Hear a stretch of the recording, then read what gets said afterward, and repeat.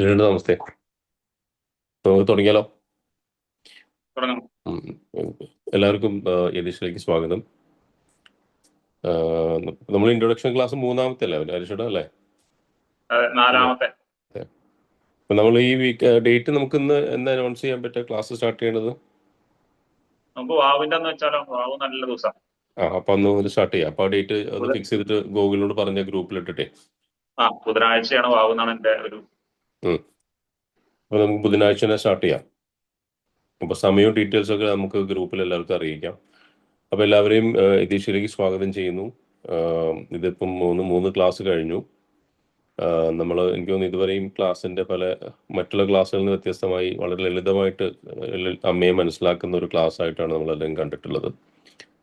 ഇത് വളരെ ചുരുങ്ങിയ, ഇപ്പോൾ എപ്പോഴും ഇന്നത്തെ കാലത്ത് ചുരുങ്ങിയ രീതിയിൽ അല്ലെങ്കിൽ ചുരുങ്ങിയ രൂപത്തിൽ നമുക്ക് കാര്യങ്ങൾ മനസ്സിലാക്കിയെടുക്കാനാണ് എല്ലാവരും ആഗ്രഹിക്കുന്നത്. അതിന്റെ ഭാഗമായിട്ടാണ് ഇങ്ങനൊരു കോമ്പസിഷൻ നമ്മൾ ആലോചിച്ചത്. അപ്പം ഈ ഒരു ക്ലാസ് എനിക്ക് തോന്നുന്നു അത് കഴിഞ്ഞാൽ നമുക്ക് മേജർ ക്ലാസ്സുകളിലേക്ക് കടന്നു കയറാം. വെനസ്ഡേ ആണ് ക്ലാസ് സ്റ്റാർട്ട് ചെയ്യാൻ തീരുമാനിക്കുന്നത്. അപ്പം ഡീറ്റെയിൽസ് എല്ലാം ഗ്രൂപ്പിൽ അറിയിക്കാം. അപ്പം ഒരിക്കൽ കൂടിയും എല്ലാ ആദരവോടുകൂടിയും ഹരീഷേട്ടന് ക്ലാസ്സിലേക്ക് സ്വാഗതം ചെയ്യുന്നു. ഹരീഷേട്ടൻ ഓവർ ടു യു.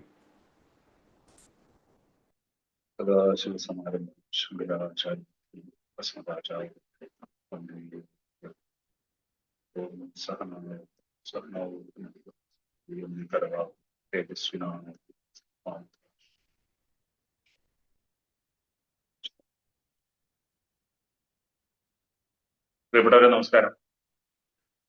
എല്ലാവർക്കും അമ്മയുടെ പേരിൽ നമസ്കാരം. ഇന്ന് നമ്മൾ ആദ്യത്തെ സ്തോത്രം നമ്മൾ അന്ന് നോക്കി.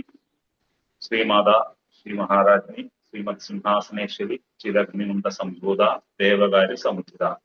അതാണ് കഴിഞ്ഞ ക്ലാസ്സിൽ നമ്മൾ കഴിഞ്ഞ വെബിനാറിൽ നമ്മൾ നോക്കിയത്. ഇന്ന് 2 സ്തോത്രങ്ങൾ എടുത്തു പറയാനാണ് ആഗ്രഹിക്കുന്നത്. പിന്നെ അടുത്തത് ഉദ്യത്ഭാന സഹസ്രാഭ ചതുർബാഹ സമന്വിത രാഗസ്വരൂപ വാശാഖ്യ ക്രോധാകാരാംകുശോജ്വല മനോരൂപേഷു കൊടണ്ട പഞ്ചതന്മാത്ര സായിക വിചാരണ പ്രഭാപുര മജ്ജത് ബ്രഹ്മാണ്ഡ മണ്ഡലം. ഇതിന്റെയൊക്കെ അർത്ഥം നമുക്ക് പലപ്പോഴായി കേട്ടിട്ടുണ്ട്. നമുക്ക് പലർക്കും അതിന്റെ ആഴമാർന്ന അർത്ഥങ്ങളൊക്കെ അറിയുകയും ചെയ്യാം. ഇന്ന് എനിക്ക് വളരെ രസകരമായിട്ട് തോന്നിയിട്ടുള്ള ഒരു കാര്യം, നിങ്ങളെല്ലാവരും ഒരുപക്ഷെ കേട്ടിട്ടുണ്ടായിരിക്കും. നമ്മൾ ഇന്ന് പറയാൻ പോകുന്ന നാമവുമായിട്ട് അതിന് വളരെയേറെ ബന്ധമുണ്ട്. കഴിഞ്ഞ ക്ലാസ്സിൽ നമ്മൾ കാളി അമ്മയെ കുറിച്ചാണ് പറഞ്ഞത്. കാലത്തെ കൈയാളുന്ന, ഗർഭപാത്രം മുതലേ നമ്മളെ കാത്ത് രക്ഷിക്കുന്ന, ജീവിതം മുഴുവൻ നമ്മളെ കാത്ത് രക്ഷിക്കുന്ന കാളിയമ്മയെ കുറിച്ചാണ് നമ്മൾ പറഞ്ഞത്.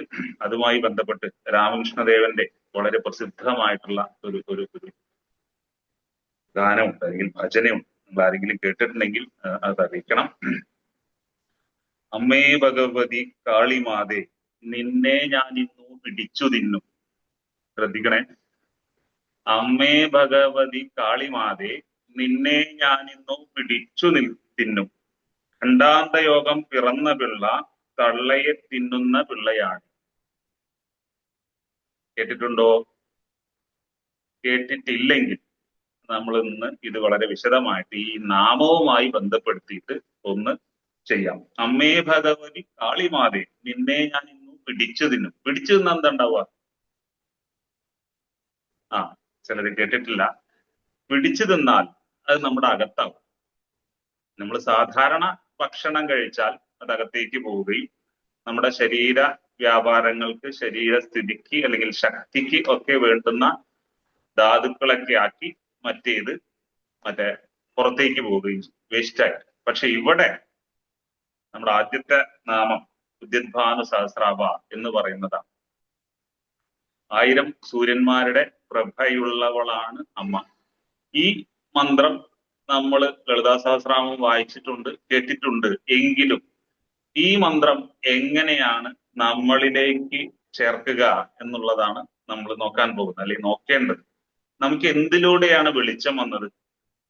നമ്മൾ കഴിഞ്ഞ കാളിമാതാവിനെ കുറിച്ച് പറഞ്ഞപ്പോൾ നമ്മൾ പറഞ്ഞു, ഭാഷ ആണ് നമ്മുടെ വെളിച്ചം നൽകുന്ന കാര്യം. ഭാഷയിലൂടെയാണ്, കേൾക്കുന്ന ഭാഷയിലൂടെ, രൂപങ്ങളിലൂടെയാണ്, ഇന്ദ്രിയങ്ങളിലൂടെയാണ് നമുക്ക് അറിവുണ്ടാകുന്നത്. അത് ശരിക്കും ഒരു തരത്തിലുള്ള പ്രകാശമല്ലേ? ഫോട്ടോട്രോപ്പിസം എന്ന് പറഞ്ഞിട്ട് ഒരു വാക്കുണ്ട്, കേട്ടിട്ടുണ്ടായിരുന്നു. അതായത് പ്രകാശ പ്രേരിത ചലനം എന്നാണ് അതിന്റെ മലയാളം. വളരെ ഭയങ്കര രസകരമായിട്ടുള്ള മലയാള വാക്കാണ്. പ്രകാശത്തിനനുസരിച്ചാണ് നമ്മൾ ചലിക്കുക, അല്ലെങ്കിൽ നമ്മുടെ ചലനം പ്രകാശത്തിനനുസരിച്ചാണ്. ഈ പ്രകാശം വാക്കുകളിലൂടെയല്ലേ? നമ്മൾ ആദ്യം ലളിതാ സഹസ്രനാമം ജപിക്കാൻ തുടങ്ങിയപ്പോഴുള്ള അർത്ഥമാണോ ഇപ്പൊ നമ്മൾക്കറിയാം? പതിനാഴ്ചയുടെ ക്ലാസ്സിൽ കയറിയിട്ടുണ്ടായിരിക്കും, അല്ലെങ്കിൽ പല ആചാര്യന്മാരെയും ക്ലാസ്സിൽ കേട്ടിട്ടുണ്ടായിരിക്കും.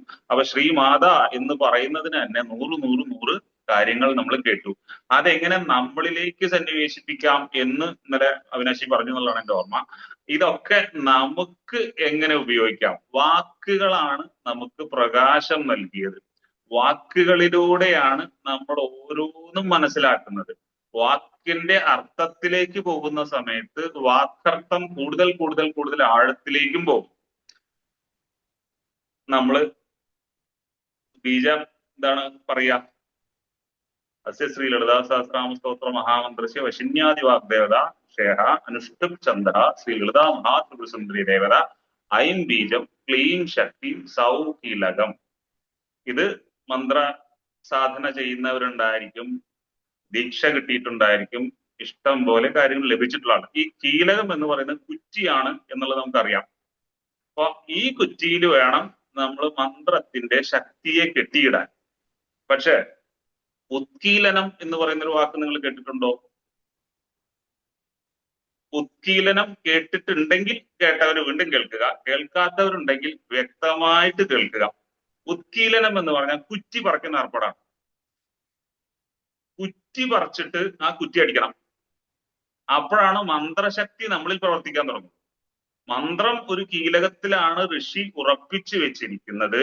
ആ മന്ത്രം ആരാണോ നമുക്ക് നൽകുന്നത്, ആചാര്യൻ, ആ ആചാര്യൻ മന്ത്രത്തിനെ കുറ്റി ഉറപ്പിച്ച കുറ്റിയെ പറക്കുകയും നമ്മളിലേക്ക് അത് അടിച്ചിറക്കുകയുമാണ്. ഈ ആചാര്യമാര് കുറ്റി അടിക്കാൻ നേട്ടില്ലേ? എന്തിനുള്ള കുറ്റിയാണ് അത്? വീടിനുള്ള കുറ്റി അടിക്കുക അവര് അളന്നിട്ട്. അപ്പൊ മന്ത്രം ഒരു തരത്തിലുള്ള വിശാലമായ ഗൃഹമാണ്. ഇതിന്റെ കുറ്റി നമ്മൾ അടിച്ചിട്ടുണ്ടോ? ഇനി കുറ്റി അടിക്കുന്നതിന് മുന്നേ സേതു എന്ന് പറഞ്ഞ വേറൊരു കാര്യമുണ്ട്. അപ്പൊ സേതു എന്ന് പറഞ്ഞാൽ അതിലേക്കുള്ള ബന്ധമുണ്ടാക്കുക. അപ്പൊ ഉത്കീലനം നടത്തി മന്ത്രത്തെ ഉറപ്പിച്ചു വെച്ച കുറ്റി പറിച്ചെടുത്ത് അതിലേക്കുള്ള പാലമുണ്ടാക്കി ആ കുറ്റി നമ്മളിലേക്ക് അടിക്കുമ്പോഴേ മന്ത്രം പ്രവർത്തിക്കാൻ തുടങ്ങും. ഇപ്പൊ പലർക്കും ചിലപ്പോൾ ഒരു ഉത്തരം കിട്ടിയിട്ടുണ്ടാവും, ഇത്രയും ഞാൻ ജപിച്ചിട്ട് എന്തുകൊണ്ട് ഫലശ്രുതിയിൽ പറയുന്ന കേൾക്കുന്ന കാര്യങ്ങൾ എനിക്ക് ലഭിക്കുന്നില്ല എന്ന ചോദ്യം വരുമ്പോ നമ്മൾ കുറ്റി പറിച്ചിട്ടുണ്ടോ? കുറ്റി പറിച്ച് അത് സേതു ബന്ധിച്ച് നമ്മളിലേക്ക് കെട്ടിയിട്ടുണ്ടോ? ഇത് സംഭവിക്കുക ഉദ്യദ്ഭാനു സഹസ്രാവ 1000 കോടി പ്രഭയുള്ള വാക്കിന്റെ പ്രഭയായി നിൽക്കുന്ന അമ്മയിലാണ്. ഇപ്പൊ രാമായണ മാസമാണ്. സേതു കെട്ടിയതിനെ കുറിച്ചിട്ട് നമ്മൾ കേട്ടിട്ടുണ്ടാവും. എവിടേക്കാണ് സേതു കെട്ടിയത്? ശ്രീലങ്കയിലേക്ക് സേതു കെട്ടി. എന്നിട്ട് സീതയെ തെരഞ്ഞു പോയി രാവണന്റെ അടുത്ത്. അപ്പൊ സത്യത്തില് നമ്മുടെ ലളിതാ സഹസ്രവുമായി ബന്ധപ്പെട്ട് നോക്കിയാൽ സീത എന്ന് പറയുന്നത് കുണ്ഡലിനി ശക്തിയാണെന്നും സ്ത്രീ ശക്തിയാണെന്നും ആ സ്ത്രീ ശക്തിയിലേക്ക് പാലം കെട്ടി വായുവിന്റെ ദൂതനായ അഞ്ജനേയനായ ഹനുമാനെ അതിലേക്ക് വിട്ട് 10 തലയുള്ള രാവണിൽ നിന്ന് നമ്മൾ മോചിപ്പിക്കണം. 10 തല എന്ന് പറഞ്ഞാൽ നമുക്ക് 5 ഇന്ദ്രിയങ്ങളും അതിനെ സ്വീകരിക്കുന്ന രീതിയുണ്ട്. ഒരു വാക്ക് ശ്രീമാത എന്ന് കേട്ട വാക്കല്ല. നമ്മൾ കുറച്ച് ക്ലാസ് കേട്ടപ്പോൾ ഈ ശ്രീമാതയിൽ ഇത്രമാത്രമുണ്ടോ? നമ്മൾ ഫസ്റ്റ് പറഞ്ഞത് ഓർക്കണം. 1000 അഗ്നിമണ്ഡലത്തിലേക്ക് നമ്മളെ കൈപിടിച്ചു കൊണ്ടുപോകുന്ന ഉജ്ജ്വല ശക്തിയാണ് നമ്മുടെ മാതാവ്. അപ്പൊ അതിലേക്ക് സേതു കെട്ടി ശ്വാസത്തെ ആഞ്ജനേയനെ അതിലേക്ക് വിട്ട് 10 തലയുള്ള രാവണനിൽ നിന്ന് സീതാദേവിയെ മോചിപ്പിച്ചു കൊണ്ടുവരുന്ന പ്രോസസ്സ് പോലും ഇതിലുണ്ട്. അപ്പൊ ഇത് സേതു കെട്ടുക എന്ന് പറഞ്ഞാൽ എങ്ങനെയാണ് ഒരു മന്ത്രത്തിലേക്ക് സേതു കെട്ടുക?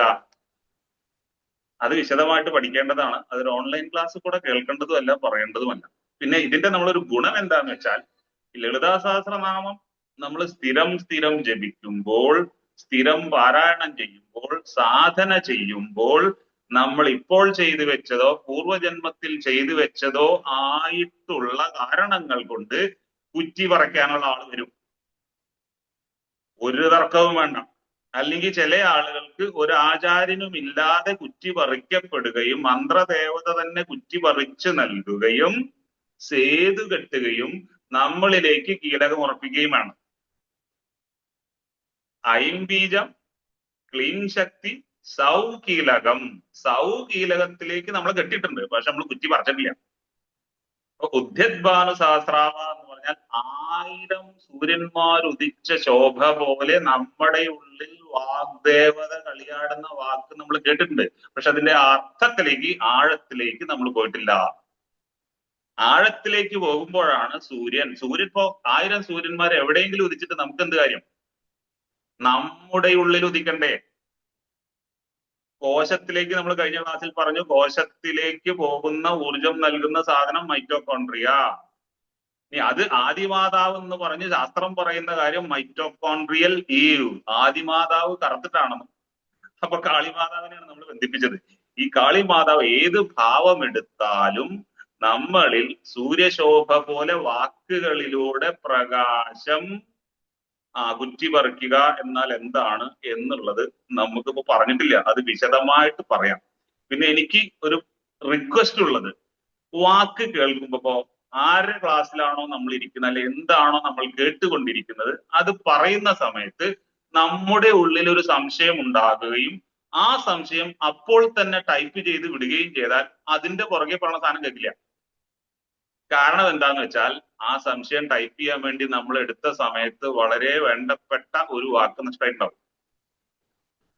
അപ്പൊ വാക്ക് എന്ന് പറഞ്ഞാൽ തന്നെ വേർഡ് നിർത്താൽ തന്നെ എന്താണ്? Wonderful opportunity for real development, ഇതാണ് വേർഡിന്റെ അർത്ഥം. അപ്പൊ വാക്ക് ഉപയോഗിക്കുമ്പോൾ വാക്കിന്റെ ആഴങ്ങളിലേക്ക് പോകാനുള്ള പ്രകാശം അതിലുണ്ട്. പക്ഷെ അത് നമ്മൾ ഉപയോഗിക്കുന്നുണ്ടാണ്. നമ്മൾ ചെറിയൊരു ടോർച്ച് അടിച്ചാൽ എത്ര ദൂരം ലൈറ്റ് പോകും? 5 സെല്ലിട്ട ടോർച്ച് അടിച്ചാൽ എത്ര ദൂരം ലൈറ്റ് പോകും? ഒരു ടവർ ലൈറ്റ് എത്ര ദൂരം പോകും? അങ്ങനെ വാക്കിന്റെ ശക്തി വെളിച്ചമായി സൂര്യപ്രഭയായി നമ്മളെ അർത്ഥങ്ങളിലേക്കും പ്രപഞ്ച നിഗൂഢതകളിലേക്കും കൊണ്ടുപോകും. അതിന് ഇഷ്ടംപോലെ ഉദാഹരണങ്ങൾ ജീവിതത്തിൽ നമ്മൾ അനുഭവിച്ചിട്ടുണ്ടാവും. നമ്മുടെ ഒരു ശ്രമവും ഇല്ലാതെ എത്ര ആളുകൾ നമുക്ക് പലതും പറഞ്ഞു തന്നിട്ടുണ്ട്. പക്ഷെ അത് ഭാഷ മാത്രമാണ്. നമ്മൾ കഴിഞ്ഞ പ്രാവശ്യം നമ്മൾ ഓരോ ഇതളിലും നെയ്ത്തിരി കൊളുത്തി വെച്ചിട്ടുണ്ടായിരുന്നു. അത് നമ്മൾ ഒന്നിച്ചു കൂട്ടി എത്ര വരും എന്ന് പറയാം? 50 16 ദളം, 12 ദളം, 10 ദളം, 6 ദളം, 4 ദളം, 2 ദളം. പിന്നെ നമ്മൾ അന്ന് ഏതോ ഒരു അമ്മ ആരോ ചോദിച്ചു ഇതെന്താണ് ത്രോട്ടിൽ നിന്ന് തുടങ്ങിയത്. അപ്പൊ നമ്മൾ ലളിതാസഹസ്രനാമം പിടിച്ചിട്ട് അത് അങ്ങനെയാണ് തുടങ്ങുന്നത് എന്ന് പറഞ്ഞ് ആ ഭാഗത്തെത്തുമ്പോൾ നമുക്ക് വിശദമായിട്ട്, അപ്പൊ 50 അക്ഷരങ്ങൾ നമ്മളിലേക്ക് ഇതളുകളായി സന്നിവേശിപ്പിച്ച് നമ്മളിലേക്ക് പ്രകാശമാണ് നിറച്ചത്. പിറ്റേ ദിവസം എനിക്കൊരു ഭയങ്കര രസകരമായിട്ടുള്ള കുറച്ച് കോളുകൾ വന്നു. അല്ല, നെയ്വിളക്ക് കത്തിക്കുമ്പോഴേ, നെയ്വിളക്ക് ഇപ്പൊ കത്തിക്കാൻ പറ്റിയിട്ടില്ല, എന്താ ചെയ്യാ? ഇനി നല്ല നെയ്യാണോ എന്ന് പറഞ്ഞിട്ട് നമുക്കിത് എങ്ങനെ കത്തിക്കാൻ പറ്റും? 2-3 പേരിനെ വിളിച്ചു ചോദിച്ചു, അമ്മമാരും ചേച്ചിമാരും ചേട്ടന്മാരൊക്കെ. അപ്പൊ എനിക്ക് അവിടെയും പറയാനുള്ളത്, നമ്മൾ പറഞ്ഞ സാധനം, അമ്മേ ഭഗവതി കാളിമാതേ നിന്നെ ഞാൻ ഇന്നു പിടിച്ചു തിന്നും. അമ്മ എന്ന് പറയുന്ന കാളിമാതാവിനെ പിടിച്ചു എന്നുള്ള ഗുണം എന്താ പറയുക? ഒരു സാധനം വേസ്റ്റ് ആയിട്ട് പുറത്തേക്ക് പോകാൻ. അത് അങ്ങനെ തന്നെ പിടിച്ചു തിന്നിട്ടുള്ള ആളാണത് പാടിയത് രാമകൃഷ്ണദേവൻ. കാളിമാതാവിനെ പിടിച്ചു നിന്ന ആള് ആണ് നമ്മൾ അറിയുന്ന ഏറ്റവും ഉജ്ജ്വലമായ സമുജ്വലമായ ഭാവമുള്ള രാമകൃഷ്ണദേവൻ. അപ്പൊ നമ്മൾ ഇത് പിടിച്ചു തിന്നാൽ നമ്മുടെ ഉള്ളിൽ മൊത്തം പ്രകാശം. അപ്പൊ എന്നെ വിളിച്ച കുറച്ച് ആളുകൾക്ക് ഞാൻ പറഞ്ഞു കൊടുത്തു, നമ്മളൊരു നെയ്വിളക്ക് ഇട്ട് കത്തിച്ചു, നല്ല ഇപ്പൊ 4000 രൂപയുടെ ഒരു നെയ്യ് മേടിച്ചു, എന്നിട്ട് തിരിയിട്ട് കത്തിച്ചു.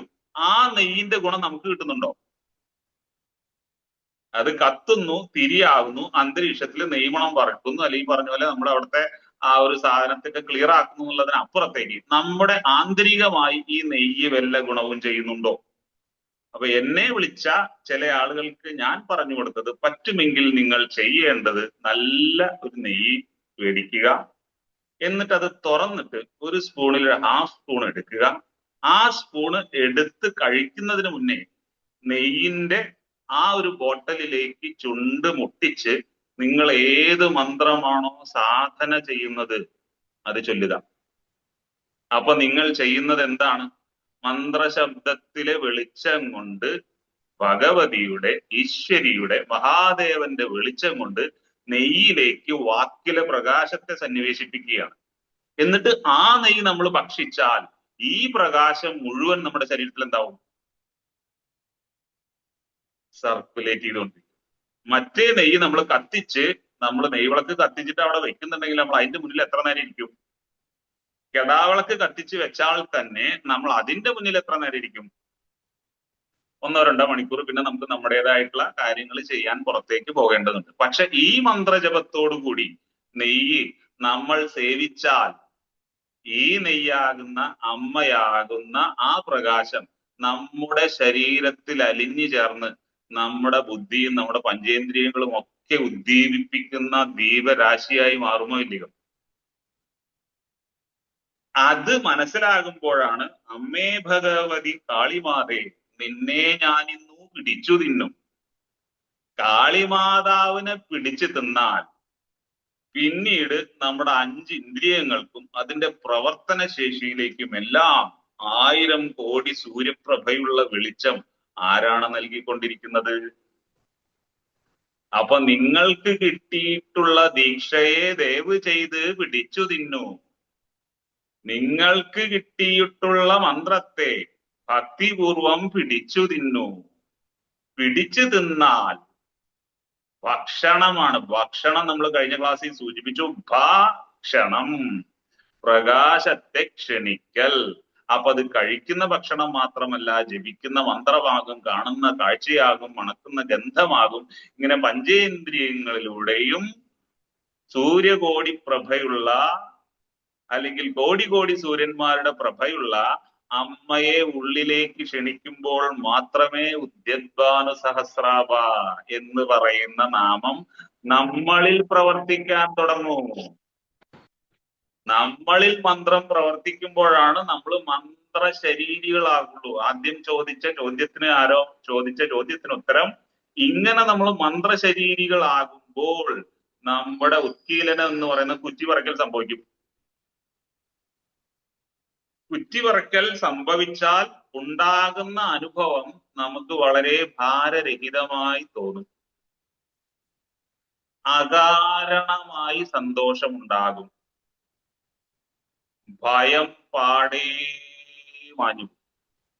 ശ്രദ്ധിക്കണേ, നമ്മൾ പലരും പല സാധന ചെയ്തിട്ട് ആ സാധന ചെയ്ത് ഈ സാധന ചെയ്താൽ കുഴപ്പമുണ്ടാകുമോ എന്ന് ചോദിക്കാനുള്ള കാരണം സംശയമാണോ ഭയമാണോ?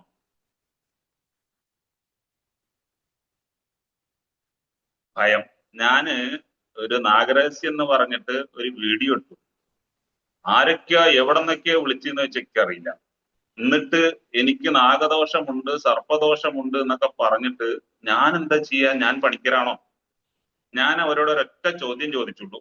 ആ ചോദ്യം ഇവിടെയും ചോദിക്കും. നമ്മുടെ ഈ നാമവുമായിട്ട് ബന്ധമുണ്ട്. പാമ്പ് കടിച്ച് മരിക്കുന്നതിനേക്കാൾ ലക്ഷക്കണക്കിന് കോടിക്കണക്കിന് ജനങ്ങൾ വണ്ടി ഇടിച്ച് മരിക്കുന്നുണ്ടോ?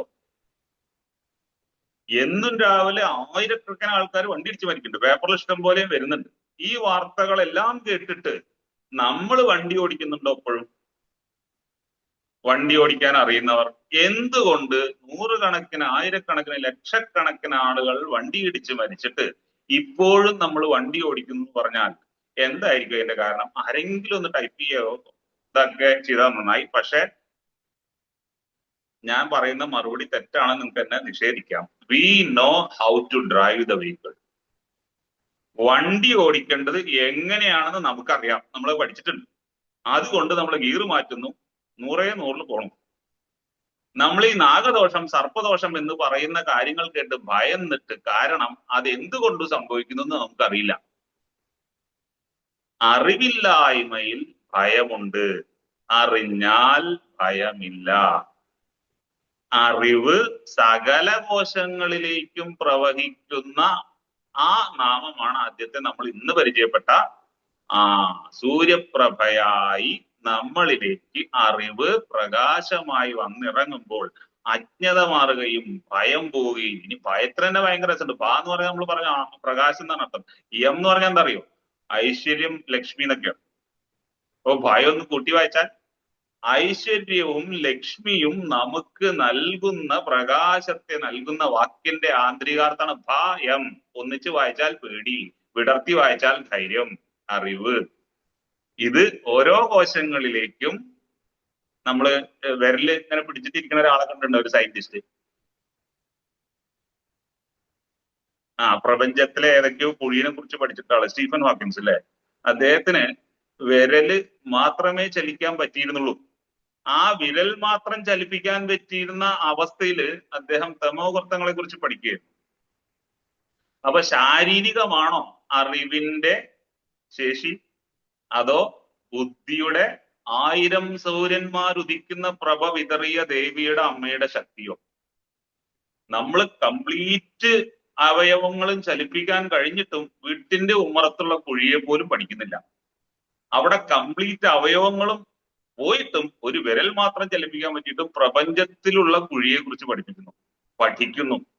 അദ്ദേഹത്തെ കുറിച്ച് നമ്മൾ സ്കൂളിൽ പഠിച്ചിട്ടുണ്ട്. അപ്പോ എവിടെയാണ് ബുദ്ധിയിൽ പ്രകാശം ഉദിച്ചാൽ ശാരീരികമായ പ്രശ്നങ്ങൾ നമുക്കുണ്ടാകില്ല. ഓട്ടിസ്റ്റിക് ആയിട്ടുള്ള ഒരു കുട്ടിക്ക് ഞാൻ എൻ്റെ പുസ്തകം കൊടുത്തു കഴിഞ്ഞപ്പോ അവന്റെ അമ്മയുടെ കൈ പിടിച്ച് അവൻ ആ പുസ്തകത്തിൽ, ആദ്യത്തെ പുസ്തകത്തിൽ എഴുതി തന്ന വാക്കുകൾ എന്താണെന്നറിയോ? വീക്ഷണകോൺ 360 ഡിഗ്രി തിരിയട്ടെ. ഇത് സോ കോൾഡ് ഓട്ടിസ്റ്റിക് കുട്ടിയാണ് എനിക്ക് എഴുതി തന്നത്.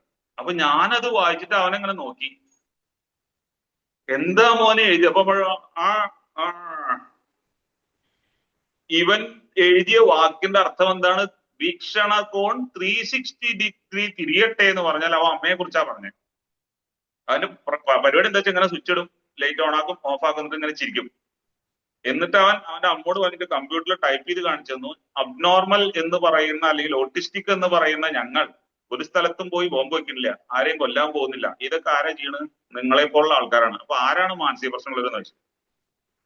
ഞാനൊന്നും പറയാൻ പോയില്ല, എഴുന്നേറ്റ് നിന്റെ പുസ്തകം മേടിച്ചിട്ട് അവനെ സാഷ്ടാംഗം പ്രണമിച്ചു. ഇവന്റെ ഉള്ളിൽ 360 ഡിഗ്രി വീക്ഷണകോൺ തിരിയട്ടെ എന്ന് പറഞ്ഞാൽ നമ്മൾ മനസ്സിലാക്കേണ്ടുന്ന അഗ്നി, പ്രഭ, സൂര്യന്റെ രശ്മി ഒക്കെ അമ്മയുമായി ബന്ധപ്പെട്ടിട്ടുള്ളതാണ്.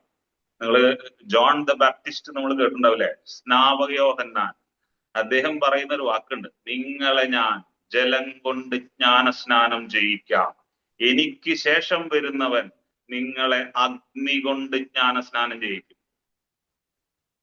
അഗ്നി ഇവിടെ തലയിൽ കൂടെ വെച്ച് എന്താവും സ്ഥിതി? ഒരു കൊട്ട വിറക് കത്തിച്ചിട്ട് തലയിൽ അങ്ങോട്ട് കത്തിച്ചാൽ എന്താവും സ്ഥിതി? തീരുവാനായില്ലേ? അപ്പൊ ഈ അഗ്നി കൊണ്ടുള്ള ജ്ഞാനസ്നാനമാണോ? സ്നാപക യോഹന്നാന് ശേഷം വന്നതാരാ? ക്രിസ്തു അഗ്നി കൊണ്ട് സ്നാനം ചെയ്യിക്കുമെന്ന് പറഞ്ഞാൽ ബുദ്ധിയിൽ അഗ്നിപ്രഭയുള്ള ഈശ്വരന്റെ, ദേവിയുടെ, മഹാദേവന്റെ ജ്ഞാനസ്നാനം. ജ്ഞാനം കൊണ്ട് സ്നാനം ചെയ്യണേ, വെള്ളമൊഴിക്കലല്ല. ഇപ്പൊ ജ്ഞാനം കൊണ്ട് സ്നാനം ചെയ്യണമെങ്കിൽ നമ്മൾ നേരത്തെ പറഞ്ഞ കുറ്റിപ്പറക്കില് സേതു, കീലകം, ശക്തി, ബീജം എല്ലാം കൂടിയിട്ട് നമ്മൾ കുറ്റി പറിച്ചു കെട്ടണമെങ്കിൽ വാക്കിൽ അനിതരസാധാരണമായ ആഴമാർന്ന അർത്ഥങ്ങളുണ്ട്. ആഴമാർന്ന അർത്ഥങ്ങളെ ആര് കേൾക്കുന്നുവോ, ആര് പഠിക്കുന്നുവോ, ആർക്ക് മനസ്സിൽ ആകുന്നുവോ അവന് സൂര്യപ്രഭ മാത്രമേ കാണാൻ കഴിയുള്ളൂ. വാക്കിന്റെ അർത്ഥം അറിയുന്നവർക്ക് വാക്കാണ് സത്യം, നമ്മൾ കേട്ടിട്ടില്ലേ? പക്ഷെ നമ്മൾ വാക്ക് പഠിക്കുമ്പോൾ അതിന്റെ പെറിഫറൽ അർത്ഥം മാത്രമേ നോക്കുന്നുള്ളൂ, പുറത്തുള്ള അർത്ഥം. അകത്ത് അമ്മ എന്ന് പറയുമ്പോൾ പ്രകാശിക്കുന്ന സൂര്യപ്രഭ കോശാന്തരം നമ്മളിലേക്ക് പ്രവഹിപ്പിക്കുന്ന ഈ അമ്മയെ മനസ്സിലാകുമ്പോൾ എന്താണ് സൂര്യൻ? സൂര്യൻ ബുദ്ധിയാണെന്നും മനസ്സ് ചന്ദ്രനാണെന്നൊക്കെ പറഞ്ഞുള്ള പഠനങ്ങൾ വേറെ പുറകെ വരുന്നു. അപ്പൊ നമ്മൾ ഒരു വാക്കിന്, നമ്മളിലേക്ക് ആ വാക്കിനെ, നമ്മളിപ്പോ ഓം എന്ന് നമ്മൾ രാവിലെ ജപിക്കുന്നവരാണെങ്കിൽ, പ്രാക്ടീസ് ചെയ്യുന്നവരാണെങ്കിൽ അത് മുഴങ്ങി ഉള്ളിൽ അപ്രത്യക്ഷമാവുന്ന ഒരു പോയിന്റ് ഉണ്ട്. ഈ അപ്രത്യക്ഷമാകുന്ന പോയിന്റ് നമുക്ക് പിടുത്തം കിട്ടിയാൽ, വളരെ ശ്രദ്ധിച്ചു കേൾക്കണേ, ഓംകാരം ജപിച്ച് ദേവീമന്ത്രം ജപിച്ച് അതിന്റെ മുഴക്കം ഉള്ളിൽ അപ്രത്യക്ഷമാകുന്ന പോയിന്റ് നമുക്ക് വൃത്തം കിട്ടിയാൽ അതിൽ നിന്ന് വേണ്ട പലതും ദേവി പ്രത്യക്ഷമാക്കി തരും. അപ്രത്യക്ഷമാക്കുന്ന പോയിന്റിനെ, ആ ഒരു ബിന്ദുവിനെ കണ്ടെത്താൻ കഴിയാത്തതാണ് പലതും പ്രത്യക്ഷമാകാനുള്ള തടസ്സം. നമ്മൾ ആദ്യത്തെ ഡെമോ ക്ലാസ്സിൽ പറഞ്ഞിട്ടുണ്ട് എന്നാണ് എന്റെ ഓർമ്മ. മൂകാംബികയ്ക്ക് പോകുമ്പോൾ നമ്മൾ ട്രെയിനിൽ പോയി ഇറങ്ങുന്ന റെയിൽവേ സ്റ്റേഷന്റെ പേര് ബൈന്ദൂർ എന്നാണ്. ബൈന്ദൂരാണെങ്കിൽ അത് ബൈന്ദവസ്ഥാനമാണ്. ആ റെയിൽവേ സ്റ്റേഷനിൽ ആരെങ്കിലും നമസ്കരിച്ചിട്ടുണ്ടോ? മൂകാംബികയ്ക്ക് നമ്മൾ കാറിൽ പോയിട്ടുണ്ടാവും, ഇനി ട്രെയിനിൽ പോയിട്ടുള്ളവർ കറക്റ്റായിട്ട് ബൈന്ദൂർ പോയി ഇറങ്ങും.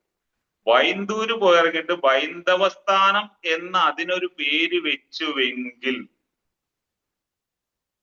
അവിടെ ജിയോഗ്രഫിക്കലി എന്തെങ്കിലും ഉണ്ടാകുമോ ഇല്ലയോ? ജിയോഗ്രഫിക്കലി പലതും ഉണ്ടാകും, പക്ഷെ ആ ജിയോഗ്രഫി നമ്മുടെ ഉള്ളിലാണെന്ന് അറിയണം. കാരണം ബ്രഹ്മാണ്ടം മണ്ടാണ്ടം എന്നൊക്കെ നമ്മൾ കേട്ടിട്ടില്ലേ, പിണ്ടാണ്ടം എന്നൊക്കെ പറഞ്ഞിട്ട്. അപ്പൊ നമ്മൾ പറയുന്ന ആ ഒരു കാര്യത്തിലേക്ക് വന്നാൽ, അമ്മേ ഭഗവതി കാളിമാവേ നിന്നെ ഞാൻ ഇന്നു പിടിച്ചു തിന്നും. മന്ത്രം കേട്ടോളൂ, ക്ലാസ് കേട്ടോളൂ, ദീക്ഷ ലഭിച്ചോളൂ. അതിനെ നമുക്ക് പിടിച്ചു തിന്നാൻ കഴിഞ്ഞിട്ടുണ്ടോ? പിടിച്ചു തിന്നാൽ അത് നമ്മൾക്കുള്ളിലായി. ഗണ്ടാന്ത യോഗം പിറന്ന പിള്ള തള്ളയെ തിന്നുന്ന പിള്ളയാണ്. ഒരു കാലം പോയി മറ്റൊന്ന് വന്ന് അവിടെ ജനിക്കുന്ന കുട്ടി അമ്മയെ തിന്നുന്ന പിള്ളയാണ്.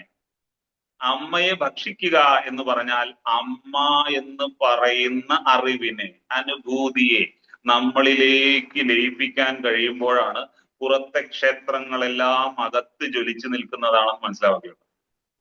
ആ പിള്ളയായി നമുക്ക് തിന്നാൻ കഴിയുമ്പോഴാണ് ജീവിതം മനോഹരമായി മാറുക. അപ്പൊ ഉദ്യത്ഭാനു സഹസ്രാവ നമ്മൾ വെറുതെ ഒന്ന് സ്പർശിച്ചു പോയിട്ടുണ്ട്. അത് കഴിഞ്ഞ് രാഗസ്വരൂപ പാശാഠ്യ, രാഗമാകുന്ന പാശം കൊണ്ട് നമ്മളെ കെട്ടിയിട്ടിട്ടുണ്ട് എന്നുള്ളത് നമുക്ക് സാധാരണമായ അർത്ഥം നമുക്കറിയാം.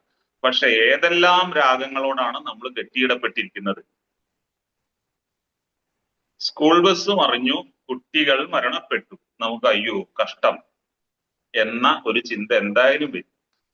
പക്ഷെ അത്ര ആഴത്തിൽ അതിന്റെ ദുഃഖം വരുമോ? അയ്യോ പാവം, വിഷമം. പക്ഷേ എന്റെ മോൻ പോയ സ്കൂളിലെ ബസ്സാണ് മറിഞ്ഞത്, അയ്യോ. പിന്നെ കുറച്ച് കഴിഞ്ഞപ്പോ അയ്യോ ഷൊർണൂർക്ക് വരുന്ന ബസ്സല്ല മറിഞ്ഞത്, ചേലക്കരയ്ക്ക് പോണ ബസ്സാണ്, ആവൂ രക്ഷപ്പെട്ടു. ഇങ്ങനെ നമ്മളുടെ അടുപ്പമുള്ളവരുമായി എന്തെങ്കിലും സംഭവിക്കുമ്പോൾ നമുക്ക് ആ രാഗം ഉൾക്കൊള്ളാൻ കഴിയുകയും മറ്റുള്ളവർക്ക് വല്ലതും സംഭവിക്കുമ്പോൾ ആ രാഗത്തെ ഉൾക്കൊള്ളാതിരിക്കാൻ കഴിയുകയും ചെയ്യുമ്പോൾ രാഗസ്വരൂപ പാശാഠ്യ എന്നാണ് എന്റെ ചെറിയൊരു വശായി. ഇനി നമ്മളവിടെ എന്തെല്ലാം എന്റെ ശരീരം എന്ന് പറയുന്ന ഒരു രാഗത്തിൽ നമ്മൾ കെട്ടിയിടപ്പെട്ടിട്ടുണ്ട്. എന്റെ ശരീരം വന്ന പിന്നെ എന്റെ അമ്മയായി, എന്റെ അച്ഛനായി, എന്റെ മക്കളായി, എന്റെ ബന്ധുക്കളായി. അങ്ങനെ എന്റെ എന്ന് പറയുന്നത് ഒന്നും ഞാനല്ല എന്ന് ലളിതാ സഹസ്രനാമം പഠിക്കാൻ തുടങ്ങിയപ്പോൾ മനസ്സിലായിട്ടുണ്ടാവും. എന്റെ തല വേദനിക്കുന്നു, എന്റെ തല ഞാനാണോ? എന്റെ കൈ വേദനിക്കുന്നു, എന്റെ കൈ ഞാനാണോ? നിങ്ങള് ഫാൻഡം ലിംബ് എന്നൊരു അസുഖം കേട്ടിട്ടുണ്ടോ എന്ന് വെച്ചാൽ എനിക്കറിയില്ല. കേട്ടിട്ടുള്ളവർ കേട്ടിട്ടുണ്ടായിരിക്കും. അല്ലാത്തവർ ഫാൻഡം ലിംബ് എന്നൊരു സാധനം, ഒരു കൈ മുറിഞ്ഞിട്ട് ആംബ്യൂട്ടേറ്റ് ചെയ്ത് കളഞ്ഞു എന്ന് വിചാരിക്കാം. ഒരാൾക്ക് കൈ ഓപ്പറേറ്റ് ചെയ്ത് കളയേണ്ടി വന്നു. പക്ഷെ ആ കൈ മുറിച്ചു കളഞ്ഞ സ്ഥലത്ത് ചൊറിച്ചിൽ അനുഭവപ്പെടും. സത്യത്തിൽ അവിടെ കൈയില്ല, അവിടെ ചൊറിച്ചിൽ അനുഭവപ്പെടും. എന്നിട്ട് ആ ചൊറിച്ചിൽ മാറാൻ വേണ്ടി ഗുളികയും കഴിക്കണം. ഒന്ന് ആലോചിച്ച് നോക്കിയാൽ, നമ്മുടെ മുന്നിൽ ഒരു കൈയില്ലാത്ത ഒരാൾ നിൽക്കണു, എന്നിട്ട് ആ കൈയില്ലാത്ത ഭാഗത്ത് അയാൾ ഇങ്ങനെ മാന്താണ്, എന്നിട്ട് പറയണം ഇവിടെ ഭയങ്കര ചൊറിച്ചിൽ, ഞാൻ ഗുളിക കഴിക്കട്ടെ എന്ന് പറഞ്ഞാൽ നമ്മൾ എന്ത് വിചാരിക്കും?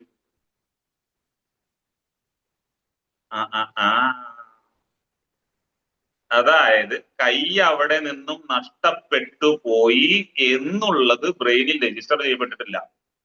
According to the brain the hand is there. അതുകൊണ്ട് ഇല്ലാത്ത കൈയിനെ നമുക്ക് അനുഭവിപ്പിക്കുകയും ചൊറിച്ചിലുണ്ടാക്കുകയും ചെയ്യും. ഇതുമായി നമ്മൾ രാഗസ്വരൂപ പാശാഠ്യയെ ഒന്ന് കെട്ടിയിട്ടാൽ നമ്മൾ എന്തെല്ലാം സാധനങ്ങൾ നമുക്ക് ആവശ്യമില്ലാത്തമേ ചൊറിഞ്ഞുകൊണ്ടിരിക്കുന്നത്. ഒരമ്മ പറഞ്ഞു, അയ്യോ വീടിന്റെ അടുത്ത് സപ്താഹം വന്നിരുന്നെങ്കിൽ പോയി കേൾക്കാമായിരുന്നു, സപ്താഹം നടക്കുന്നതൊക്കെ ദൂരെയാണേ, എന്താണ് നാണിക്കുട്ടിയെ പറയാ, ഇവിടെ അടുത്ത് എവിടെയെങ്കിലും വരുമോ എന്ന് വെച്ചിട്ട് അമ്മ കാത്തിരുന്നിട്ട് വീടിന്റെ അടുത്ത് സപ്താഹം വന്നു. അപ്പൊ നാണിക്കുട്ടിയമ്മ പോകുമ്പോ ചോദിക്കും, ഏയ് വരുന്നില്ലേ എന്ന് ചോദിച്ചു. അപ്പൊ പറഞ്ഞു, ഏയ് വരാൻ പറ്റില്ല, പശു ഉണ്ട് വീട്ടിലേ, പശുവിനെ നോക്കാൻ ആരുമില്ല, അതുകൊണ്ട് നാണിക്കുട്ടി പോയിട്ട് വരാ. അപ്പൊ അമ്മ പശുവിനെ കെട്ടിട്ടോ അതോ പശു അമ്മേനെ കെട്ടിട്ടോ? ഇങ്ങനെ എത്ര കാര്യങ്ങളാൽ നമ്മൾ കെട്ടിയിടപ്പെട്ടിട്ടുണ്ട്, എത്ര കെട്ടുകളെ നമുക്ക് പൊട്ടിക്കാൻ കഴിയുന്നുണ്ട്. ഈ രാഗം കൊണ്ടുള്ള പാശം നമ്മൾ ചെറിയ വൃത്തത്തിലാവണം, വലിയ വൃത്തത്തിൽ ഇതെല്ലാം പൊട്ടിച്ചെറിഞ്ഞ് മിഖേൽ നെയ്മികളുടെ മനോഹരമായിട്ടുള്ള ഒരു വചനമുണ്ട്. എല്ലാറ്റിൽ നിന്നുമുള്ള മോചനമാണ് നിങ്ങൾക്ക് വേണ്ടതെങ്കിൽ എല്ലാറ്റിനെയും സ്നേഹിക്കുക. എല്ലാറ്റിനെയും സ്നേഹിച്ചാൽ പിന്നെ ഒരാളോടുമായിട്ടുള്ള ഒരു സ്നേഹത്തിന്, കാരണം എല്ലാം പ്രപഞ്ചമായി നമ്മുടെ ഈ പ്രപഞ്ച പ്രേമമല്ലേ അമ്മയോടുള്ള പ്രേമം നമ്മുടെ. പക്ഷെ അത് ലളിതാ സഹസ്രനാമം വായിക്കുമ്പോൾ മാത്രമേ ലഭിക്കുന്നുള്ളൂ, അത് നിത്യജീവിതത്തിൽ കിട്ടുന്നുണ്ടോ? നിത്യജീവിതത്തിൽ നമുക്ക് അടുപ്പമുള്ള വല്ലവരും പറഞ്ഞാൽ നമുക്ക് പ്രശ്നം. അപ്പൊ രാഗം കൊണ്ട് നമ്മളെ പല സ്ഥലത്തും കെട്ടിയിടപ്പെട്ടിട്ടുണ്ട്. ആ രാഗം ഇപ്പൊ പശുഭാഷ വിമോചിനി എന്നൊക്കെ പറഞ്ഞ് നമ്മൾ മുന്നോട്ട് പോകുമ്പോൾ അതിന്റെ നാമം കുറച്ചും കൂടി ആഴത്തിൽ പഠിക്കും. അപ്പൊ നമ്മളെ കെട്ടിയിടപ്പെട്ട ആ പാശം രാഗമാണ് എന്ന് പറയുമ്പോൾ ആ പാശത്തെ അമ്മയോടുള്ള രാഗമാക്കി മാറ്റാൻ നമുക്ക് കഴിയുമോ? ഒരു രാഗം ആലപിച്ചു എന്നാണ് സംഗീതത്തിലെ ആൾക്കാർ പറയുക. രാഗം ആലപിക്കണമെങ്കിൽ വേറൊരാൾ ഉണ്ടാക്കിയിട്ടുള്ള രാഗം നമുക്ക് ആലപിക്കാം. പക്ഷെ രാഗം നമ്മൾ സൃഷ്ടിച്ചെഴുതണമെങ്കിൽ, നമ്മള് കഴിഞ്ഞ ക്ലാസ്സിൽ അത് മനോഹരമായിട്ട് പറഞ്ഞു, നിറയെ ആളുകൾ പാടി അടഞ്ഞതില്ല സ്വാമി എന്ന് ചോദിക്കുക. അതായത് കുറെ ആൾക്കാർ പാട്ട് പാടിയിട്ട് ദൈവത്തെ അറിഞ്ഞിട്ടില്ലേ എന്ന് ചോദിച്ചു രമണ മഹർഷിയോട്. അപ്പൊ രമണ മഹർഷി പറഞ്ഞ മറുപടി എന്ത് രസകരമായിരുന്നു. അത് പാടി അടഞ്ഞതല്ല പോയി അടഞ്ഞതെ പാടിനെ. അത് പാടിയിട്ട് കിട്ടിയതല്ല, കിട്ടിയതിനെ പാടിയതാണ്. കിട്ടിയതിനെ പാടിയവരാണ് നമുക്ക് രാഗങ്ങൾ തന്നിട്ടുള്ളത്. അപ്പൊ അവരുടെ രാഗം ആരോടായിരുന്നിരിക്കും? തെണ്ടിത്തിരിഞ്ഞ് നടന്ന എന്നെ ഉത്തമനാക്കി എന്ന് മനസ്സിലായപ്പോ ഒരാളൊരു കൃതി എഴുതി, നമ്മളെല്ലാവരും കേട്ടിട്ടുണ്ട്. ആ കൃതിയുടെ ഉപജ്ഞാതാവ് അഗസ്ത്യരെന്നാണ് പറയുന്നത്. ആ വരികൾ എന്താണ്? മലയാളത്തിൽ പറഞ്ഞാൽ തെണ്ടിത്തിരിഞ്ഞ് നടന്ന എന്നെ ഉത്തമനാക്കി എന്നാണ് അതിന്റെ മലയാളം. അഗസ്ത്യർ എഴുതി വെച്ചെന്താ അറിയും?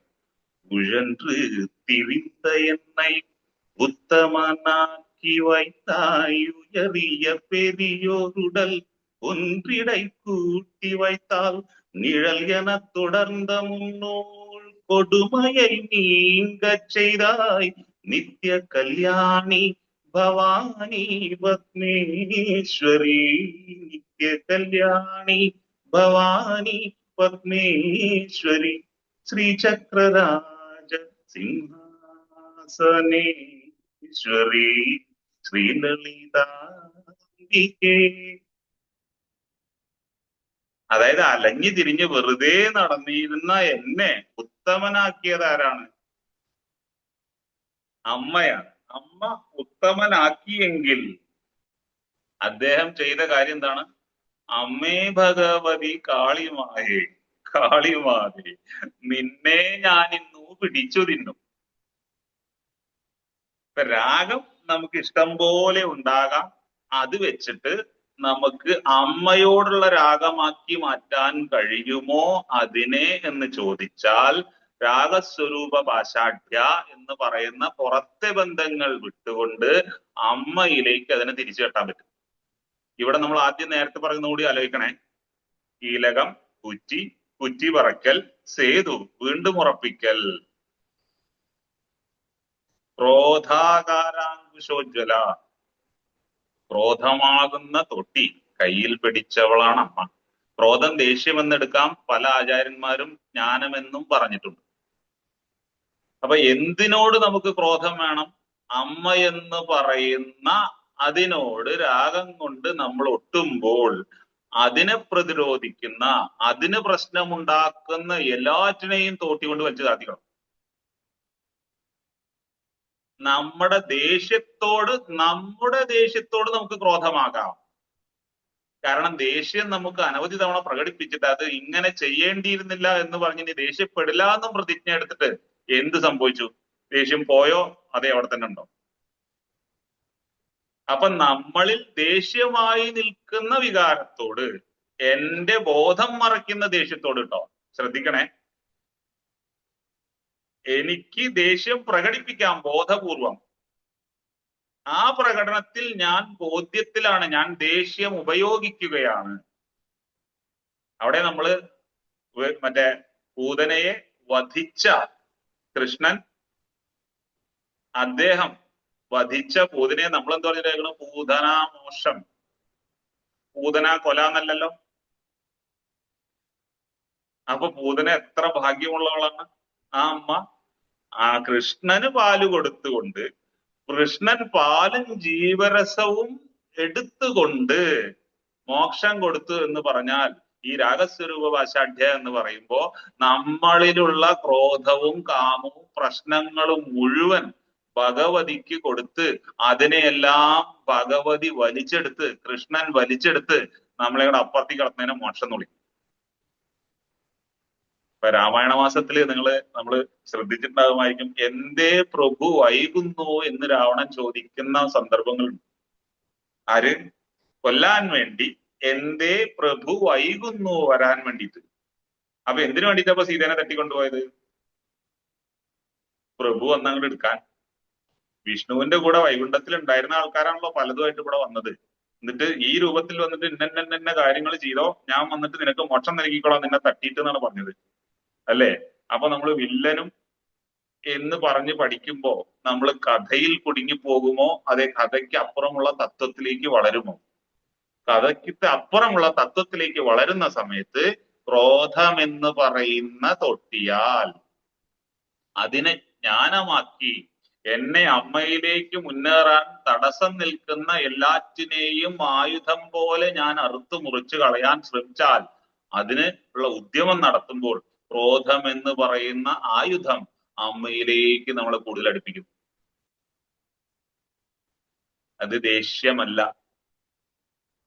അതുകൊണ്ട് ജ്ഞാനവുമായി ബന്ധപ്പെട്ട് ക്രോധത്തെ ഉപയോഗിക്കുമ്പോൾ, അമ്മയുമായി ബന്ധപ്പെട്ട് അമ്മയിലേക്ക് കെട്ടിയിടുമ്പോൾ 1000 സൂര്യന്മാർ ഉദിച്ചു നിൽക്കുന്നത് പോലെ കോശാന്തരം പ്രവഹിക്കുന്ന വെളിച്ചമാവുകയും അമ്മയിലേക്ക് നമ്മൾ കൂടുതൽ അടുത്ത് അമ്മയെ നമുക്ക് പിടിച്ചു തിന്നാൻ കഴിയട്ടെ.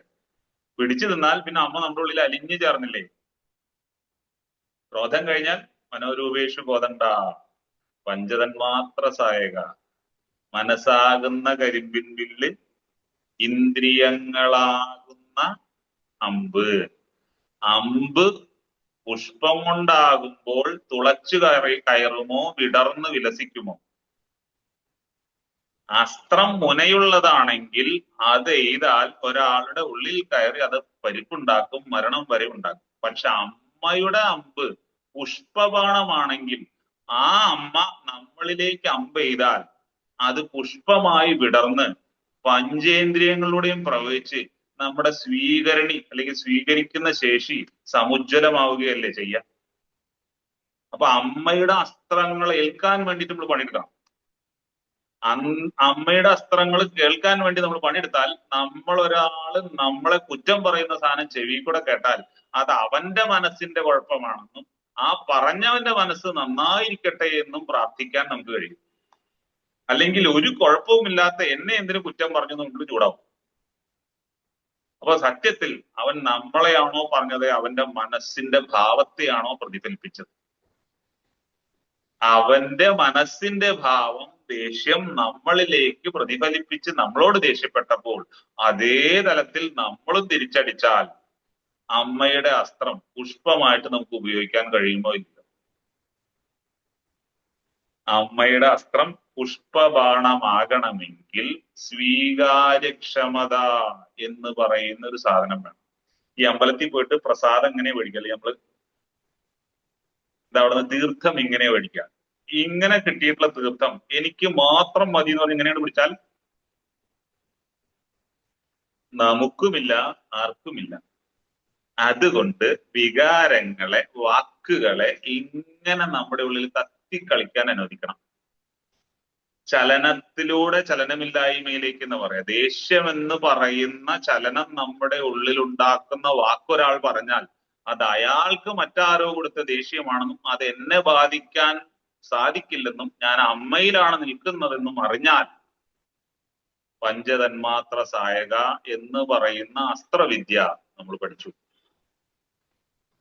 അസ്ത്രവിദ്യയുമായി ബന്ധപ്പെട്ട് നമ്മൾ ആ രണ്ടാമത്തെ വെബിനാറിൽ അതുകൊണ്ടൊരു കഥയും പറഞ്ഞിട്ട് മലമുകളിലേക്ക് പോയ കാര്യമൊക്കെ. അപ്പൊ അസ്ത്രവിദ്യ പഠിക്കുമ്പോൾ ചുറ്റും വരുന്ന വാക്കുകൾ, നോട്ടങ്ങൾ, വളരെ അടുപ്പമുള്ള ഒരാൾ നമ്മളെ കല്യാണത്തിന് ക്ഷണിച്ചു, വളരെ അടുപ്പമാണ്. അങ്ങനെ നമ്മൾ അവിടെ കല്യാണത്തിന് പോയിട്ട് 24 തരം കറികളും കൂട്ടിയിട്ട് നന്നായിട്ട് അങ്ങോട്ട് ഭക്ഷിച്ചു. പക്ഷെ ഇദ്ദേഹം നമ്മളെ മൈൻഡ് ചെയ്തില്ല. ഏതാണ് നമ്മുടെ ഉള്ളിൽ തെളിഞ്ഞു നിൽക്കുക, ഫുള്ള് ഭക്ഷിച്ചതോ ഇയാൾ മൈൻഡ് ചെയ്യാത്തതോ. എന്നാലും ഇത്ര അടുപ്പുണ്ടായിട്ട് അല്ലെ, ഒരു പാത്രത്തിൽ ഉറങ്ങി ഒരു വായിൽ ഉണ്ട് എന്നൊക്കെ പറഞ്ഞ് നമ്മൾ തെറ്റി പറഞ്ഞതാണെങ്കിലും അങ്ങനെയൊക്കെ നടന്നിട്ട് അവൻ എന്നെ മൈൻഡ് ചെയ്തില്ല എന്ന് പറയുമ്പോ വൈകുന്നേരം സ്വർണത്തിനുള്ള കാശ് കൊടുക്കണമെന്നും 1 ഉറുപ്പ്യ ആയിട്ടില്ല എന്നും ആ മനുഷ്യൻ അഗ്നിപർവ്വതമായിട്ട് നടക്കണം.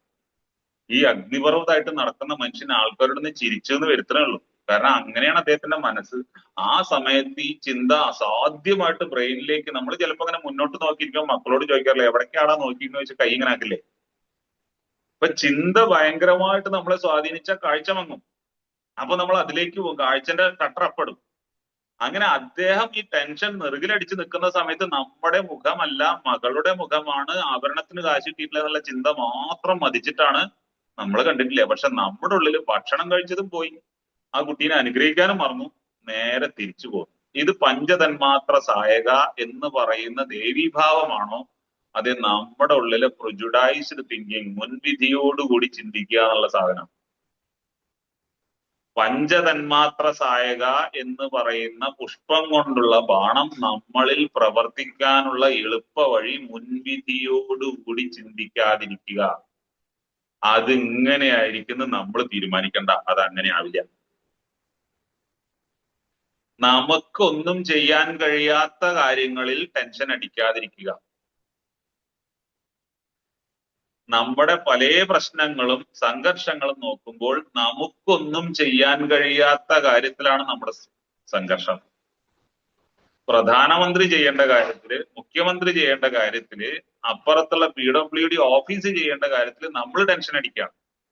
നമുക്കത് സൂചിപ്പിക്കാം, ഒരു പരാതി കൊടുക്കാൻ വേണമെങ്കിൽ, എന്നിട്ട് പിന്നെ അതിനെങ്ങനെ കൊണ്ടു നടക്കണമോ. ഇങ്ങനെ നമ്മുടെ ഉള്ളിൽ ഇഷ്ടം പോലെ കാര്യങ്ങൾ നമ്മളെ മതിച്ചുകൊണ്ട് പ്രശ്നമുണ്ടാക്കി തെളിഞ്ഞു നിൽക്കുന്നത് കൊണ്ട് നമുക്ക് പഞ്ചതന്മാത്ര സായക എന്ന് പറയുന്ന അസ്ത്രവിദ്യ ജീവിതത്തിൽ പ്രയോഗിക്കാൻ എളുപ്പമല്ല. നമ്മൾ വെറുതെ അപ്പുറത്ത് നോക്കിയിട്ട് ഒരാൾ നമ്മളെ 4 പ്രാവശ്യം ചിരിച്ചാൽ കഴിഞ്ഞു കഥ. എന്റെ ഒരു വളരെ അടുത്തൊരു സുഹൃത്തുണ്ട്, ഒരു ട്രെയിനറാണ്, തലശ്ശേരിക്കാരിയാണ്. അവളാണ് ഇങ്ങനത്തെ കുറെ പരീക്ഷണങ്ങൾ നടത്തുന്ന ഒരു കുട്ടിയാണ്. ഒരിക്കൽ റോഡ് ക്രോസ് ചെയ്യുന്ന സമയത്ത് റോഡിന്റെ അപ്പുറത്ത് നിൽക്കുന്ന നടുവിൽ ഒരു ട്രാഫിക് പോലീസുകാരൻ നിൽക്കുന്നു. അപ്പൊ ഈ റോഡിന്റെ അപ്പുറത്ത് ഈ പെൺകുട്ടി, ട്രാഫിക് നല്ല സുന്ദരിയായിട്ടുള്ള ഒരു കുട്ടിയാണ്, ആ ട്രാഫിക് പോലീസുകാരോട് ഹായ് നാക്കി. അപ്പൊ ട്രാഫിക് പോലീസുകാർ അങ്ങോട്ടും ഇങ്ങോട്ടും നോക്കിയിട്ട് അയാൾ കൈ പൊക്കണില്ല. അപ്പൊ ഈ പെൺകുട്ടി വീണ്ടും ഹായ്, നിങ്ങളെ തന്നെ ഹായ് എന്ന് പറഞ്ഞു. അപ്പൊ ഈ ട്രാഫിക് പോലീസുകാർ ആകെ കിടന്ന് പരിങ്ങാണ്. അപ്പൊ ചോദിച്ചു ഞാൻ അങ്ങോട്ട് വരട്ടെ. അപ്പൊ ഇയാൾ പിന്നെ അങ്ങോട്ടും ഇങ്ങോട്ടും നോക്കി. അപ്പൊ അദ്ദേഹം ചിരിയൊക്കെ വരുന്നുണ്ട്. അപ്പൊ ഈ പെൺകുട്ടി അങ്ങോട്ട് നടന്നില്ലാണ്. അപ്പൊ ഇയാളുടെ മുഖം ആകെ വിളറി വെളുത്ത് ഇതിപ്പോ എന്താ പ്രശ്നം എന്നറിയില്ലല്ലോ. എന്നിട്ട് അടുത്ത് നിന്നിട്ട് കൈ കൊടുത്തു ഹായ് എന്ന് പറയുമ്പോ ഇയാള് കൈ തരുന്നില്ല. ഈ പോലീസുകാരനോട് ലാസ്റ്റ് ഇവള് പറഞ്ഞു, ഒന്ന് സാറേ ഞാനൊരു NLP ട്രെയിനറാണ്, ന്യൂറോ ലിംഗ്വിസ്റ്റിക് പ്രോഗ്രാമിംഗ് പഠിപ്പിക്കുന്ന ട്രെയിനറാണ്. അപ്പൊ ഒരു ഗെസ്റ്റർ, ഒരു ആക്ഷൻ, ഒരാൾ എന്ത് ഭാവം ഉണ്ടാക്കും എന്നുള്ളത് ഞാൻ അങ്ങനെ പലയിടത്തും പരീക്ഷിക്കാറുണ്ട്. അപ്പൊ പോലീസുകാരൻ നെഞ്ഞത്ത് കഴിച്ചിട്ടുണ്ടേ, ഞാൻ പേടിച്ചു പോയി മോളെ. ഒരു കാക്കിയിട്ട് തൊപ്പിയും വെച്ച് നിൽക്കുന്ന ഒരാളോട് ഒരു പെൺകുട്ടിയോട് വന്നിട്ട് ഹായ് എന്ന് പറയും ഞാൻ അങ്ങോട്ട് വരേന്ന് പറയുമ്പോഴേക്കും നമ്മുടെ ഇമോഷണലി നമ്മുടെ ബാലൻസ് മുഴുവൻ പോയി. ഇങ്ങനെ എത്ര കാര്യങ്ങൾ നമ്മൾ സംഭവിക്കണം. നമ്മൾ ബസ്സിൽ പോകുന്ന സമയത്ത് ശ്രദ്ധിച്ചാൽ അറിയാം, റോട്ടിൽ കൂടെ ഒരു പരിചയമില്ലാത്ത ഒരാൾ നടന്നു പോകും, അയാളെ കണ്ട അപ്പൊ തന്നെ നമുക്കൊരു ചിന്ത വരും, അയാൾ ശരിയില്ല. വേറെ ചിലരെ കണ്ടാവുന്ന അയാൾ നല്ല ആളാണ്. നമുക്ക് ഒരു പരിചയവുമില്ലാത്ത ഒരാളെ നമ്മൾ എങ്ങനെ ശരിയല്ലെന്ന് പറയും? ഇവിടെ നമ്മൾ പഠിക്കേണ്ടുന്ന ഒരു കാര്യം, വളരെ ആഴത്തിൽ അസ്ത്രങ്ങളിലൂടെ നമ്മുടെ ഉള്ളിൽ പലത് ഇംപ്രിന്റ് ആണ്. നമ്മളെ വല്ലാതെ വിഷമിപ്പിച്ച, ദ്രോഹിച്ച ഒരു സംഭവം ഉണ്ടായിട്ടുണ്ടെങ്കിൽ, ഒരു വാർത്ത ഉണ്ടായിട്ടുണ്ടെങ്കിൽ, ആ വാർത്തയിലെ ചിത്രത്തിലെ ചെവിയുടെ ഒരു ചിത്രം നമ്മളിൽ ഇംപ്രിന്റ് ആയെന്ന് വിചാരിക്കുക, നമ്മൾ പതിഞ്ഞു. അയാളുടെ ചെവിയാണ് നമ്മുടെ ഉള്ളിൽ പതിഞ്ഞ് ഫോട്ടോനേക്കാളും. ഈ ചെവിയുമായി സാമ്യമുള്ള ഒരാളെ പിന്നൊരിക്കൽ കണ്ടാൽ ഈ ടെൻഷൻ അറിയാതെ കയറിയും. ശരിക്ക് ആനയുണ്ട്, പക്ഷിയുണ്ട്, പക്ഷെ ചില ആൾക്കാർ പറക്കുന്ന ആനേനെ കാണും. പറക്കുന്ന ആന സത്യത്തിൽ ഇല്ലല്ലോ. പക്ഷെ മനസ്സ് ചെയ്യുന്ന പണി എന്താ അറിയോ? ഈ ആനയെയും പക്ഷിയെയും കൂടിയിട്ട് മിക്സ് ആക്കിയിട്ട്, പക്ഷിയുടെ ചിറകും ആനേനെയും മിക്സ് ആക്കിയിട്ട് നമ്മൾ പറക്കുന്ന ആനേനെ കാണും. എന്നിട്ട് നമ്മൾ ഈ സ്വപ്നത്തിന്റെ ഫലം തെരഞ്ഞിട്ട് നടക്കില്ല. ഇത് കണ്ടാൽ നല്ലതാണ്. എന്നിട്ട് അത് വേറൊരു ടെൻഷൻ. നമ്മൾ ലളിതാ സഹസ്രനാമം ചൊല്ലുന്നുണ്ടെങ്കിൽ, ജപിക്കുന്നുണ്ടെങ്കിൽ, സാധന ചെയ്യുന്നുണ്ടെങ്കിൽ അമ്മ നമ്മളെ നോക്കിക്കൊള്ളും, അമ്മയാണ് എന്റെ അധികാരി എന്ന് മനസ്സിൽ ഉറച്ചാൽ പിന്നെ ഒരു ഭയത്തിന്റെ ആവശ്യമില്ല. കാരണം ഭയം ഹരിക്കുന്നവളാണ് അമ്മ. പക്ഷെ നമ്മുടെ സാധനം, അമ്മ ശരിക്കും ഇവിടെ കൂടെ ഉണ്ടോ? ചില സമയത്ത് ഉപദേരനെ കാണാനില്ലല്ലോ. ഈ വക മന്ത്രമൊക്കെ ജപിച്ചിട്ട് അപ്പുറത്തുള്ള ആൾക്ക് കിട്ടി, ഇപ്പുറത്തുള്ള ആൾക്ക് കിട്ടി. എനിക്ക് എന്തുകൊണ്ട് കിട്ടിയില്ല? കാരണം കുറ്റി ഊരിയിട്ടില്ല, കുത്തിയെല്ലാം നടത്തിയിട്ടില്ല. കുറ്റി ഊരി മന്ത്രത്തിന്റെ ശക്തിയിലേക്ക് പാലം കെട്ടിയത് നമ്മൾ ഉറപ്പിക്കണം. കാരണം മന്ത്രം അവിടെയുണ്ട്, അത് അനാദിയാണ്. നമ്മുടെ ശരീരത്തിലെ ബോധവും അനാദിയാണ്, പക്ഷെ ശരീരം നിന്ന് പോകും. അപ്പൊ നമ്മുടെ ശരീരമാകുന്ന ആ ശരീരത്തിനകത്ത ബോധത്തിലേക്ക് മന്ത്രത്തിന്റെ പാലം പ്രവേശിക്കണം. അത് ആരെങ്കിലും ഒക്കെ, ഇനിയിപ്പോ ആരെങ്കിലും കണ്ടിട്ട് ഇനിയിപ്പോ നാളെ തൊട്ടെന്നെ ഉത്കീലിന് എന്താന്ന് തപ്പി നടക്കണ്ട, കിട്ടില്ല. സമയമാകുമ്പോ അമ്മ തരും. സമയമാകുമ്പോ നമുക്ക് വേണ്ടതെല്ലാം നിർലോഭം ഇവിടെ എടുത്ത് വെച്ചിട്ടുണ്ട്. വാക്ക് ശ്രദ്ധിക്കണേ, കുറച്ചൊന്നല്ല വെച്ചിക്കണേ. സമ്പത്ത് വാരിക്കോരി ഇവിടെ വെച്ചിട്ടുണ്ട്. പക്ഷെ നമ്മളത് പേടിക്കേണ്ട സ്ഥലത്തുണ്ടോ എന്നുള്ളതാണ് ചോദ്യം. അതുകൊണ്ട് ഇന്ദ്രിയങ്ങളെ ഏത് രീതിയിൽ നമ്മൾ പ്രയോഗിക്കുന്നു, മറ്റുള്ളവരുടെ ഇന്ദ്രിയങ്ങളുടെ ഒരു നോട്ടം, ഒരു വാക്ക്, ഒരു സ്പർശം നമ്മളിലേക്ക് എങ്ങനെ പ്രവേശിക്കുന്നു, രണ്ടും അനലൈസ് ചെയ്യണം. ഇതാകുന്ന സമയത്ത് പഞ്ചതന്മാത്ര സായക എന്ന് പറയുന്ന മന്ത്രം നമ്മളിൽ പതിയെ പതിയെ പതിയെ, നിങ്ങളിത് വായിക്കണമെങ്കിൽ അശ്വിനി സാവന്തിന്റെ കർണൻ എന്ന് പറഞ്ഞ ഒരു പുസ്തകം, ശിവാജി സാവന്തിന്റെ കർണൻ എന്ന് പറയുന്ന ഒരു പുസ്തകം വായിക്കാം. ഈ പഞ്ചതന്മാത്ര സായികയുടെ മനോഹരമായ വെർഷൻ അവിടെ ഉണ്ട്. അതിങ്ങനെ ഇടയ്ക്ക് ഇങ്ങനെ ഭഗവാൻ കൃഷ്ണൻ ഇങ്ങനെ വിരലിങ്ങനെ ഉയർത്തി കാണിക്കും. അത് അർജുനുള്ള ഒരു സൈനാണ്. അപ്പൊ അപ്പുറത്ത് ഒരു ദുര്യോധനം ചിന്തിക്കണം, ഈ കറമ്പൻ ഇപ്പൊ എന്തിനാ വിരല് വെക്കണം, ഇയാൾക്ക് വേറെ പണിയില്ല. അതായത് ഈ നോവലിന്റെ രീതി എന്താന്ന് വെച്ചിട്ടുണ്ടെങ്കിൽ, ദുര്യോധനന്റെ ചിന്ത ദുര്യോധന എന്നുകൊണ്ട് അതിൽ കാണാം, അർജുനന്റെ ചിന്ത അർജുനനായി കൊണ്ടാണ് കാണുക. ഞാനിവിടെ കിട്ടിയിട്ടുള്ള പുസ്തകമാണ്. കൃഷ്ണന്റെ ചിന്ത കൃഷ്ണനായി നിന്നുകൊണ്ടാണ് കാണുക. അതുകൊണ്ട് വായിച്ചിട്ടില്ലെങ്കിൽ അതൊന്ന് വായിക്കുക. പഞ്ചതന്മാത്രകളുടെ പ്രവർത്തനം അതിൽ കാണും. കൃഷ്ണൻ ഒരു കാര്യം പറയുമ്പോ അല്ലെങ്കിൽ ചെയ്യുന്ന സമയത്ത് കൃഷ്ണന്റെ ഭാഗത്ത്, ഭഗവാന്റെ ഭാഗത്ത് നിന്നുള്ള ചിന്താഗതി കറക്റ്റ് കാണും. ദുര്യോധന ചിന്തിക്കുമ്പോ ദുര്യോധന്റെ ചിന്തകൾ കയറി. ഇങ്ങനെ നമ്മുടെ ഉള്ളിൽ ഇവരെല്ലാവരും കൂടി കുഴഞ്ഞു മറിഞ്ഞിട്ട് പഞ്ചതന്മാത്ര സായക എന്ന് പറയുന്ന ആ മന്ത്രശക്തി എത്രത്തോളം പ്രതിഫലിക്കുന്നുണ്ട്, നമ്മളെ സഹായിക്കുന്നുണ്ട്.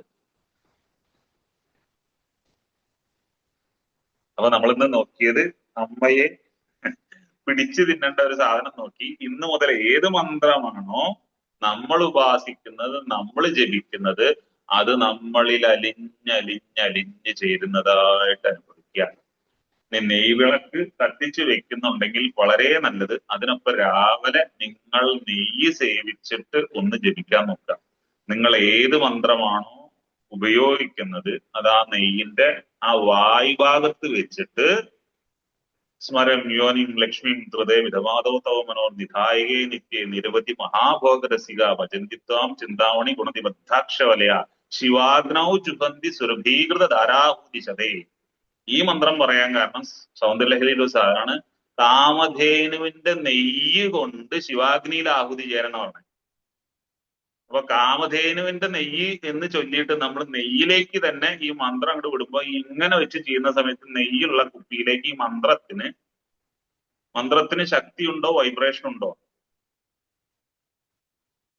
ഉണ്ട്.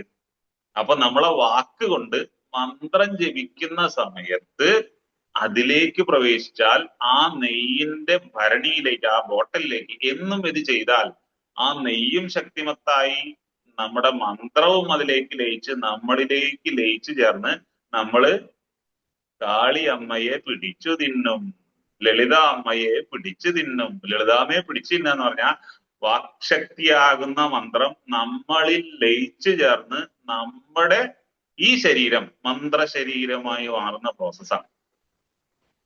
ഇതാകുമ്പോഴാണ് നിജാരണ പ്രഭാപുര മജ്ജ ബ്രഹ്മാണ്ട മണ്ഡല, അമ്മയുടെ ആ ചുവന്ന പ്രകാശം കൊണ്ട് ബ്രഹ്മാണ്ടങ്ങൾ മുഴുവൻ പ്രകാശിക്കും. അഗ്നിക്ക് എത്ര കളറുണ്ട്? അഗ്നിക്ക് ഒരു ചുവപ്പുണ്ട്, ഒരു വെളുപ്പുണ്ട്, ഒരു കറുപ്പുണ്ട്. അഗ്നിക്ക് 3 തലങ്ങളുണ്ട്. ചുവന്നതുമായി ബന്ധപ്പെട്ടിട്ട് അമ്മേനെ പലപ്പോഴും പറയും. ഈ നനഞ്ഞ വിറക് കത്തുമ്പോ കറുത്ത പുകയാണോ വരിക, വെളുത്ത പുകയാണോ, അല്ലെങ്കിൽ വെളുത്ത അഗ്നിയാണോ? ആ അഗ്നി ഇങ്ങനെ പുക മൂടിയിട്ട് ഒരു കറുത്ത തരത്തിലുള്ള അഗ്നി ശ്രദ്ധിച്ചിട്ടുണ്ടോ? ഇന്നിപ്പോ ഗ്യാസ് അടുപ്പുള്ളത് കൊണ്ട് കുട്ടികൾക്ക് നമുക്ക് കാണാൻ പറ്റുമോ വെച്ചാൽ എനിക്കറിയില്ല. വിറക് കത്തിക്കുന്നിടത്ത് പോയാൽ നനഞ്ഞ വിറക് കത്തുമ്പോൾ ഒരു അഗ്നിജ്വാല ഉണ്ടാവും, നല്ല ഉണങ്ങിയ വിറക് കത്തുമ്പോൾ അഗ്നിജ്വാല ഉണ്ടാവും. ഇതൊക്കെ വ്യത്യാസം ഉണ്ടാവും. ഇതറിയുമ്പോ നമ്മുടെ ഉള്ളിൽ ഈ ബ്രഹ്മാണ്ടം മുഴുവൻ അമ്മയുടെ ചുവന്ന പ്രകാശത്താൽ സമുജ്വലമായി നിൽക്കുന്നു എന്ന് പറയുമ്പോൾ നമ്മളുമായിട്ട് ബന്ധിക്കുമ്പോഴല്ലേ നമുക്ക് ഈ മന്ത്രം കൊണ്ട് ഗുണം ഉണ്ടാവുള്ളൂ. അല്ലാതെ ഈ ഗാലക്സി മുഴുവൻ അമ്മ പ്രകാശിപ്പിച്ചോട്ടെ, അതിന് നമുക്ക് എന്താണ്? അമ്മ തന്നെ പ്രകാശിപ്പിക്കുന്നു, അമ്മ തന്നെ ആയിരിക്കട്ടെ. പക്ഷെ നമ്മുടെ ബ്രഹ്മാണ്ടം നമ്മൾ പ്രകാശിപ്പിക്കണ്ടേ? ഈ ഓരോ കോശത്തിനും ജീവനുണ്ട് എന്നല്ലേ ഇപ്പോ സയൻസ് പറഞ്ഞുകൊണ്ടിരിക്കുന്നത്? എല്ലാ കോശത്തിനും ജീവനുണ്ട്. ട്രില്യൺ കണക്കിന് കോശങ്ങൾ നമ്മളിലുണ്ട്. ഈ മന്ത്രജപം വളരെ ആഴത്തിൽ നമ്മളിലേക്ക് പ്രവേശിക്കുമ്പോൾ ആ മന്ത്രസ്വാധീനം കൊണ്ട് കോശദേവതകൾ രമ്യമായിരിക്കും. ഇതെവിടെയെങ്കിലും രമ്യപ്പെടാതിരിക്കുമ്പോൾ കോശത്തിൽ പ്രശ്നം വരും. കൺവേർജ് ആവുക, ഡൈവേർജ് ആവുക എന്ന് പറയും. കോശങ്ങൾ കൺവേർജ് ആയി ഒരേ താളത്തിൽ സ്പന്ദിക്കുമ്പോഴാണ് ഈ വെളിച്ചം എല്ലായിടത്തും പ്രവഹിക്കുക. കോശങ്ങൾ പിണങ്ങിയാൽ, കോശങ്ങൾ പെരുകിയാൽ അതെന്ത് രോഗമാണ്? അപ്പൊ കോശദേവതകളിലെ രമ്യത നഷ്ടപ്പെടുന്നതിന് കുറെ കാരണങ്ങളുണ്ട്. ഭക്ഷണമുണ്ട്, ഇതൊക്കെ ജീവിത ലൈഫ് സ്റ്റൈൽ ഡിസീസ് എന്നാണ് പറയാ അല്ലെ. ലൈഫ് സ്റ്റൈൽ ഡിസീസ് മാറണമെങ്കിൽ എന്ത് മാറ്റണം? ലൈഫ് സ്റ്റൈൽ ഡിസീസ് മാറ്റണമെങ്കിൽ ലൈഫ് സ്റ്റൈൽ മാറ്റണം. ലൈഫ് സ്റ്റൈല് രാവിലെ എത്ര മണിക്ക് എഴുന്നേൽക്കും, എത്ര നേരം ജപിക്കും, ആ ജപം എത്ര നേരം ജപിച്ചോളൂ, എത്ര മന്ത്രമണി ജപിച്ചോളൂ. എന്റെ നിങ്ങളോടുള്ള നിഷ്കളങ്കമായ ചോദ്യം, ഈ മന്ത്രജപത്തിന്റെ അനുരണനങ്ങൾ ഉറങ്ങുന്നത് വരെ ഉണ്ടോ? മന്ത്രം ജപിച്ച് നല്ല ശക്തമായ മാനസികാവസ്ഥയായിട്ട് ഓഫീസിൽ പോയി ബോസിന്റെ അടുത്ത് 4 ചീത്തങ്ങൾ കേട്ടാൽ ഈ മന്ത്രം ജപിച്ച സുഖം ഉണ്ടാവും? പോയി ബോസ് ഭാര്യയോട് തല്ലോടിയിട്ടാവും വന്നിട്ടുണ്ടാവും. ആ ദേഷ്യമാണ് നമ്മളോട് തീർത്തുണ്ടാവും. ഇത് മനസ്സിലാക്കാൻ തുടങ്ങിയ ബോസ് പാവം, അയ്യോ പറഞ്ഞോട്ടെ എന്നല്ലേ വിചാരിക്കുള്ളൂ. ഇത് ഞാൻ മെഡിക്കൽ റെപ്പായിട്ട് വർക്ക് ചെയ്യുന്ന സമയത്ത് ഈ സാമ്പിൾ ഇങ്ങനെ വെച്ചു കൊടുക്കും. അപ്പൊ ഒരു ഡോക്ടർ എടുത്തിട്ട് അവിടുത്തെ ഒരു കൊട്ടയിലേക്ക് അങ്ങോട്ട് ഇടും. അതാണ് മുമ്പൊരു രീതി. കാരണം ആ കൊട്ടയെന്നാണ് പിന്നെ സാമ്പിൾ എടുത്തിട്ട് പിന്നെ തന്നെ പാവപ്പെട്ട രോഗികൾക്ക് കൊടുക്കുക. ഒരു ദിവസം ഞാൻ ആ മറ്റേ ടേബിളിന് മുകളിൽ ഇങ്ങനെ വെക്കണം കാണിച്ചിട്ട് ആ കൊട്ടയിലേക്ക് ഇട്ടു. അപ്പൊ ഡോക്ടർ ചോദിച്ചു, നീ എന്താ ചെയ്തു വെച്ചു? ഞാൻ പറഞ്ഞു, സാറ് തന്നെയല്ലേ ചെയ്യാൻ പോണു. ഈ സാധനം വെച്ചാൽ സാർ എടുത്തിട്ട് അയക്കിടും. അപ്പൊ ഞാൻ സാറിനെ ഹെൽപ്പ് ചെയ്യല്ലേ, സാറിന് ഒരു ഏറ് സേവ് ചെയ്യാൻ പറ്റിയില്ലേന്ന് വെച്ചു. സാറിനോട് നീ വിഷ്വലായിട്ട് അടച്ചേന്ന് പറഞ്ഞു. കാരണം ഞങ്ങൾ ഈ പറയുന്ന ഒരു സാധനം കുറെ ചീത്ത കേട്ടിട്ടുള്ള ആളാട്ടോ ഞാൻ. കാരണം ഈ രോഗികളെ കാണാൻ വേണ്ടിയിട്ട് പേഷ്യൻസ് ഇരിക്കാൻ നമ്മൾ വെട്ടിയും തൂക്കി പിടിച്ചാണ്ട് പോകുമല്ലോ. എന്നിട്ട് അവിടെ നിന്ന് ഇറങ്ങൂല. അപ്പൊ പുറത്തിരിക്കണവരൊക്കെ പറയുമോ ഒരുത്തം പോയിട്ട്, സത്യത്തിൽ ഡോക്ടർമാർ നമ്മൾ വിടാത്താണ്, അല്ല നമ്മളവിടെ കഷ്ടമായിട്ടില്ല. ഡോക്ടർ താൻ ഇരുന്നേന്ന് പറഞ്ഞു. എന്നിട്ട് പറഞ്ഞു താൻ വിഷ്വലായിട്ടൊക്കെ അടച്ചേക്ക്. എടോ ഞാൻ ഇതിങ്ങനെ നിന്റെ ഒരു ശീലാണ്. ഇന്നത്തെ ഏറിന് ചില ദിവസം എന്റെ ഏറ് കൂടും, ഇന്ന് രാവിലെ ഞാൻ ഭയങ്കര ടെൻഷനിലാണ് വന്നത്. ആ ടെൻഷനാണ് ഈ ഏറിൽ കാണുന്നത്. ആ ഡോക്ടർ എന്റെ വളരെ അടുത്തൊരു സുഹൃത്തായി മാറി. എന്നിട്ട് എന്നോട് പറഞ്ഞു, എന്റെ പന്ത് കളി ഭ്രാന്തൊക്കെ അദ്ദേഹത്തിന് അറിയാം. അദ്ദേഹം എന്നോട് പറഞ്ഞത്, ഹരീഷെ, നീ ഈ കമ്പനി മാറിയിട്ട് വേറെ കമ്പനിയിൽ വന്ന് ജോയിൻ ചെയ്യുമ്പോൾ എന്നെ ഡയറക്ടർ ഒന്ന് കണ്ടാൽ, ഇല്ലെങ്കിൽ ഇടയ്ക്കൊക്കെ വന്ന് കണ്ടാൽ ഫോൺ ചെയ്താൽ മതി, തന്റെ മരുന്ന് ഞാൻ എഴുതിത്തരാം. ഇവിടെ നമ്മളൊന്ന് ആലോചിക്കുക, നിത്യജീവിതത്തിൽ പഞ്ചതന്മാത്ര സായകയുടെ പ്രയോഗമാണോ ഇത്? ഇയാളിന്റെ മെഡിസിൻ വലിച്ചെറിയാണെങ്കിൽ ഇയാളെ പോയി കണ്ടിട്ട് ഒരു കാര്യമില്ലെന്ന് വിചാരിച്ചാൽ എന്റെ സെയിൽ പോയി, ഒക്കെ പോയി. ഇദ്ദേഹത്തിന്റെ മുന്നിൽ ഞാൻ നേരെ ഒരു സാധനം അങ്ങോട്ട് ചെയ്തപ്പോ ആയി, സാറിന്റെ ഫ്രണ്ടായി. ഞങ്ങൾ ഈ സാധാരണ വിഷ്വലായിട്ട് ഇത് വെച്ച് പറഞ്ഞിട്ട്, പ്ലീസ് ഈ സപ്പോർട്ട് എന്ന് പറഞ്ഞിട്ടാണ് നമ്മൾ ഇത് അടക്കിയ ഡോക്ടേഴ്സിനാണ്. ഒരു ഡോക്ടറോട് ഞാൻ പറഞ്ഞു, sir I don't want your support. ഇത് അയാളോട് ഇന്നേ വരെ ആരും പറഞ്ഞിട്ടില്ല. അപ്പൊ അദ്ദേഹം പറഞ്ഞു, 1 മിനിറ്റ് എന്ന് പറഞ്ഞാൽ എന്താ സാറേ, താൻ എന്തേ പറഞ്ഞു ചോദിച്ചു. ഞാൻ എനിക്ക് സാറിന്റെ സപ്പോർട്ട് വേണ്ട, പിന്നെ ഇപ്പൊ താൻ എന്തേ കൂടെ വന്നു വെച്ചു എന്റെ സപ്പോർട്ട് വേണ്ടെങ്കിൽ. അപ്പൊ ഞാൻ പറഞ്ഞു, സാറേ ഈ ഫാർമസിയിൽ എന്റെ ഒരു ഒറ്റ മരുന്നിക്കും നമ്മുടെ കമ്പനിയുടെ ഒരു മരുന്നും പിടിക്കില്ല, പിന്നെ സാർ എങ്ങനെ സപ്പോർട്ട് ചെയ്യുന്ന പറഞ്ഞത്. അപ്പൊ ഞാൻ വെറുതെ എന്തിനാ നുണ പറഞ്ഞു സാറേ ചോദിച്ചു. സാറ് പറഞ്ഞു, താൻ വിഷ്വലൈഡ് ഒന്നുകൂടി എടുത്തേ, എന്നിട്ട് തന്റെ മെഡിസിനൊക്കെ ഒന്ന് പറഞ്ഞു പറഞ്ഞു. എടോ, ഇവിടെ ഒരു 60 റപ്പ് വരും ഇതിന്റെ ഇടയിൽ. ഇതിന്റെ ഇടയിൽ ആരെ മരുന്ന് എഴുതി കൊടുക്കാനാണ്? പിന്നെ കണ്ട് കണ്ട് കണ്ട് ഫെമിലിയർ ആയിട്ടുള്ള ആൾക്കാരെ എഴുതി കൊടുക്കും. എന്നോട് ഇങ്ങനെ ആരും പറഞ്ഞിട്ടില്ല സപ്പോർട്ട് വേണ്ടാന്ന്. അങ്ങനെ പറഞ്ഞ ആദ്യത്തെ ആളാ താൻ. എന്റെ 3ാമത്തെ വിസിറ്റിൽ സാർ ഇന്റന്റ് തന്നു, ഞാൻ ഫാർമസിയിൽ കൊണ്ടിട്ട് കാണിച്ചു. അപ്പൊ അവര് ചോദിച്ചു, ഈ ഡോക്ടർ ഇന്റന്റ് തന്നു? എങ്ങനെ തന്നു?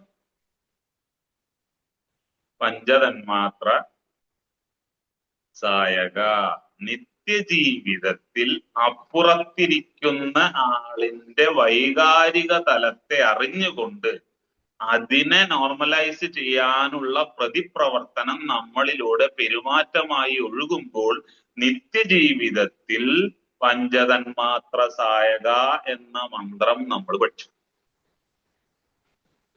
ഈ മന്ത്രങ്ങൾ രാവിലെ പൂജാമുറിയിൽ ഇരുന്ന് ജപിക്കുമ്പോൾ മാത്രമാണോ നമുക്ക് വേണ്ടത്? അത് നിരന്തരമായി രാവിലെ എഴുന്നേറ്റ് ഉറങ്ങുന്നത് വരെ നമുക്ക് കിട്ടണം.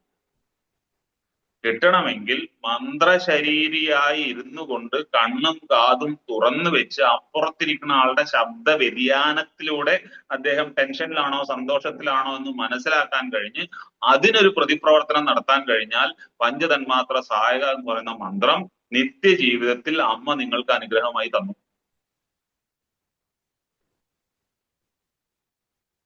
ഈ ഭണ്ഡാസുരനെ എന്നാണ് എന്റെ ഓർമ്മ. വെട്ടാൻ പോകുന്ന സമയത്തെ, കൊല്ലാൻ പോകുന്ന സമയത്തെ അമ്മേന്നൊരു വിളി വിളിച്ചു ഇത്ര. ഉടനെ എടുത്ത് മാറോടി കത്തുന്നാണ്. ഏത് കൊല്ലാൻ പോകണ അസുരനെ, ആ കൊല്ലാൻ പോണ അസുരൻ വിളിച്ച് എന്റെ അമ്മേന്ന് വിളിച്ചപ്പോ സാധനം പോയി. ഈ അമ്മേനെയാണ് നമ്മൾ പേടിക്കണത്. അങ്ങനെ ചെയ്താൽ ഇങ്ങനെ കുഴപ്പമുണ്ടാവൂ എന്നുള്ളത് നമ്മുടെ കുഴപ്പമാണോ നമ്മുടെ ചിന്തയുടെ കുഴപ്പമാണോ? നമ്മുടെ പഞ്ചതന്മാത്ര സായകയുടെ കുഴപ്പമാണോ അമ്മ തന്ന സായകയുടെ കുഴപ്പമാണോ? എന്നെങ്കിലും മടിയിൽ ഓടിച്ചാടി കയറി ഇരുന്നിട്ട് ചളിയോട് കൂടി വന്നിട്ട് ഏതെങ്കിലും അമ്മ നമ്മളെ ചവിട്ടി പുറത്താക്കി. അമ്മ കൊണ്ടുപോയിട്ട് നമ്മളെയും കുളിപ്പിക്കുവാണെങ്കിൽ അമ്മ ഒന്നുകൂടി വിളിക്കും. ഈ സാധനം ഉറച്ചാൽ സകല ബ്രഹ്മാണ്ടങ്ങളെയും ജ്വലിപ്പിക്കുന്ന അമ്മയുടെ മടിയിൽ കോശാന്തരം പ്രകാശത്തെ പ്രവഹിപ്പിച്ചുകൊണ്ട് രാവിലെ എഴുന്നേറ്റത് മുതൽ രാത്രി ഉറങ്ങുന്നത് വരെ അമ്മയുണ്ടായിരിക്കും. ആ അമ്മ തന്നെയാണ് കാളിമാതാവ് എന്ന് കഴിഞ്ഞ ക്ലാസ്സിൽ നമ്മൾ പറഞ്ഞു. കാലത്തെ കാൾക്കുന്ന അന്ധകാരത്തിലെ പ്രകാശമായി നിൽക്കുന്ന കാളിയമ്മയെ നിത്യജീവിതത്തിൽ പ്രയോഗിക്കാൻ ലളിതാ സഹസ്രനാമത്തിലെ അമ്മയെ പിടിച്ചു തിന്നു. അങ്ങനെ പിടിച്ചു തിന്നുമ്പോ ധൈര്യമായിട്ട് നമുക്ക് പറയാം, അമ്മേ ഭഗവതി കാളിമാതേ, നിന്നെ ഞാൻ ഇന്നു പിടിച്ചു തിന്നും. നമ്മുടെ 1 മണിക്കൂർ അവസാനിച്ചിരിക്കണം. 7 മുതൽ 8 മണി വരെ നമ്മൾ അമ്മയെ പിടിച്ചു തിന്നത്. ഈ പിടിച്ചു തിന്നതിനെ കോശാന്തരം ദഹിച്ച് ശരീരത്തിൽ അലിഞ്ഞു ചേരുന്നതിനായി പ്രയത്നിക്കാം.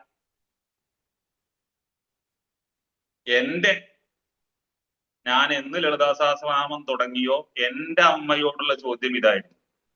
എനിക്ക് ജപിക്കുമ്പോഴൊന്നും പോരാ, ചിലപ്പോ സമയം ഉണ്ടാവില്ല. ഞാൻ രാവിലെയും ജപിക്കും, ഉച്ചയ്ക്കും ജപിക്കും, രാത്രി ജപിക്കും, എനിക്ക് തോന്നുമ്പോ ഒക്കെ ജപിക്കും. എന്റെ അമ്മേനെ ഞാൻ രാവിലെ മാത്രമേ അമ്മേന്ന് വിളിക്കാൻ പാടുള്ളൂ, നട്ടുച്ചയ്ക്ക് വിളിക്കാൻ പാടില്ല. നട്ടുച്ചയ്ക്ക് പിന്നെ കുമ്മയെന്നാ വിളിക്കാം. അത് കുമ്മാട്ടി എന്ന് പറഞ്ഞാൽ വേറെ സാധനം കേട്ടോ. ബാക്കിനൊക്കെ വലിയ അർത്ഥമുണ്ട്. ഏത് പാതിരാത്രിക്ക് എപ്പോഴും എനിക്ക് വിളിക്കാൻ പറഞ്ഞിട്ട് അമ്മ ഇതിനുള്ള സാധനം എനിക്ക് തരണേ അമ്മ എന്നുള്ളതാണ്. ഇന്ന് ലളിതാ സഹസ്രനാമത്തെ കുറിച്ചും സൗന്ദര്യലഹരിയെ കുറിച്ചും പുസ്തകം എന്നിലൂടെ സംഭവിച്ചു. ഹരീഷ് ബാബു എഴുതിയിട്ടൊന്നല്ല. ഇനിയിപ്പോ ഫുള്ള് ഇന്ന് എഴുതി കഴിഞ്ഞ് 175ാമത്തെ സ്തോത്രം കഴിഞ്ഞു. ഇനി 8 സ്തോത്രങ്ങൾ കൂടി കഴിഞ്ഞാൽ 1000 നാമങ്ങൾക്കും 183 സ്തോത്രങ്ങൾക്കും ഹരീഷ് ബാബുവിലൂടെ അമ്മ പുറത്തേക്ക് വന്നു. അതിൽ എനിക്ക് ഒരു പങ്കുമില്ല. പലരും വിളിച്ചിട്ട് ഈ സ്തോത്രം എന്താ, ഈ ശ്ലോകം എന്താന്ന് ചോദിക്കാൻ ഞാൻ പുസ്തകം ഒന്ന് നോക്കട്ടെ. അപ്പൊ അവരെന്നോട് ചോദിക്കും ഇത് അങ്ങല്ലേ എഴുതിയത്. ഞാൻ പറഞ്ഞു ചട്ടയിലെ പേര് അങ്ങനെയൊക്കെയാണ്. ഞാൻ ആദ്യം എഴുതിയ സ്തോത്രം ഞാൻ നോക്കണം. ഇന്നലെ എഴുതിയ സ്തോത്രം ഞാൻ മറന്നു. ഇന്നിപ്പോ ഞാൻ ചെറിയൊരു വീഡിയോ ചെയ്തു. വ്യോമകേശി